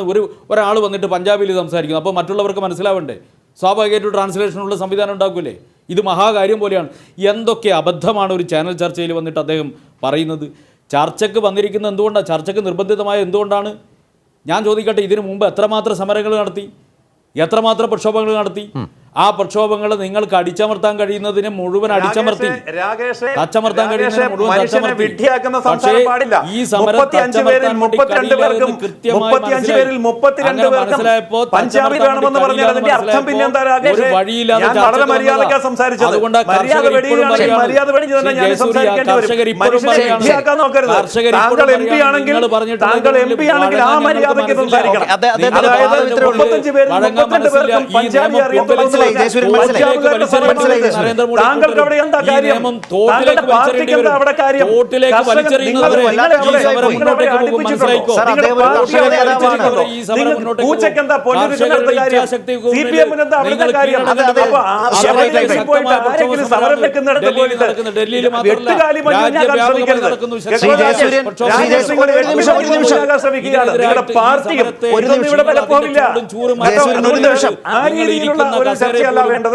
ഇരിക്കാൻ പറ്റില്ല. എവിടുത്തെ രാജ്യവ്യാപകം? കേരളത്തിലില്ല, തമിഴ്നാട്ടിലില്ല, കർണാടകത്തിലില്ല. പൊളിഞ്ഞ് 8 നില പൊട്ടിയില്ലേ നിങ്ങളുടെ ഭാരത് ബന്ദ്? കേന്ദ്ര ഗവൺമെന്റ് ഈ നിയമം ചെയ്യാൻ വേണ്ടി നിർബന്ധിതമാകും. എത്ര തന്നെ കുതന്ത്രങ്ങൾ പ്രയോഗിച്ചാലും ഈ സമരം മുന്നോട്ടേക്ക് പോവുക തന്നെ ചെയ്യുമെന്ന് മനസ്സിലായിക്കോ ജയസൂര്യ. അതുകൊണ്ട് വല്ലാതെ ബേജാറാവണ്ട. ഈ നിയമം പിൻവലിക്കാതെ ഈ ദേശീയ സമരം എന്ന് നിങ്ങൾ പറയുന്ന ഈ ഡൽഹിയിലെ സമരം ദേശീയ സമരമൊന്നുമല്ല, കർണാടകയിലില്ല, തമിഴ്നാട്ടിലില്ല, അല്ലെങ്കിൽ അങ്ങനെ കണക്കൊക്കെ അദ്ദേഹം വെക്കുന്നുണ്ട്. അതൊക്കെ പോട്ടെ, തർക്കത്തിലേക്കല്ല ഞാൻ പോകുന്നത്. ഈ സമരം മുന്നോട്ട് പോയാൽ ക്ഷീണിക്കും എന്നാണ് BJP പ്രതീക്ഷിക്കുന്നത്. അദ്ദേഹത്തിൻ്റെ വാചകങ്ങൾ അതുണ്ട്. രാകേഷ്, ഒറ്റ വാചകത്തിൽ നമുക്ക് ചർച്ച അവസാനിപ്പിക്കാം. സമരം ചെയ്യുന്നതുകൊണ്ടാണ് ചോദിക്കുന്നത്. ശ്രീ ശരത്, നമ്മൾ മനസ്സിലാക്കേണ്ട ഒരു കാര്യം, ശരി, ജനകീയ പ്രശ്നങ്ങളെ എല്ലാ ഘട്ടത്തിലും മൂടിവെച്ച് വർഗീയതയുടെയും അതുപോലെ തന്നെ സങ്കുചിത ദേശീയവാദത്തിൻ്റെയും എല്ലാം അജണ്ടയുമായി ജനങ്ങളെ സമീപിക്കാനാണ് അവർ ശ്രമിക്കുന്നത്. ജനങ്ങൾ വർഗപരമായി സംഘടിച്ചാൽ അവർ തോൽക്കാൻ മനസ്സില്ലെന്ന് സ്വയം പ്രഖ്യാപിച്ചാൽ വർഗബോധത്തിൻ്റെ മുന്നിൽ വർഗപരമായി സംഘടിക്കുമ്പോൾ നിങ്ങളുടെ വർഗീയത വേവില്ല എന്ന് തെളിയിക്കുന്ന സമരമാണ് ഈ സമരം.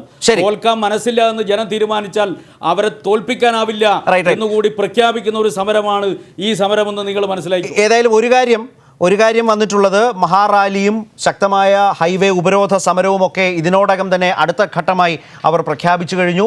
ഈ നിയമങ്ങൾ പിൻവലിക്കാതെ പിന്നോട്ടില്ല എന്ന ഉറച്ച നിലപാട് സ്വീകരിക്കുന്നു. ഇന്ന് കൃഷിമന്ത്രി ചർച്ചയ്ക്ക് വിളിച്ചിട്ടും അത് റദ്ദു ചെയ്ത് അവർ മുന്നോട്ട് പോയി. അമിത്ഷാ ഇന്നലെ വിളിച്ച ചർച്ചയിൽ മുന്നോട്ട് വെച്ച വ്യവസ്ഥകൾ പൂർണ്ണമായും നിരാകരിച്ചു. ആ നിലയിൽ നിലപാടുകളിലും ആവശ്യങ്ങളിലും ഒരു വിട്ടുവീഴ്ചയും വേണ്ട എന്ന കടുത്ത നിലപാടെടുത്ത് സമരം കൂടുതൽ ശക്തമാക്കാൻ മുന്നോട്ട് വരുന്നു.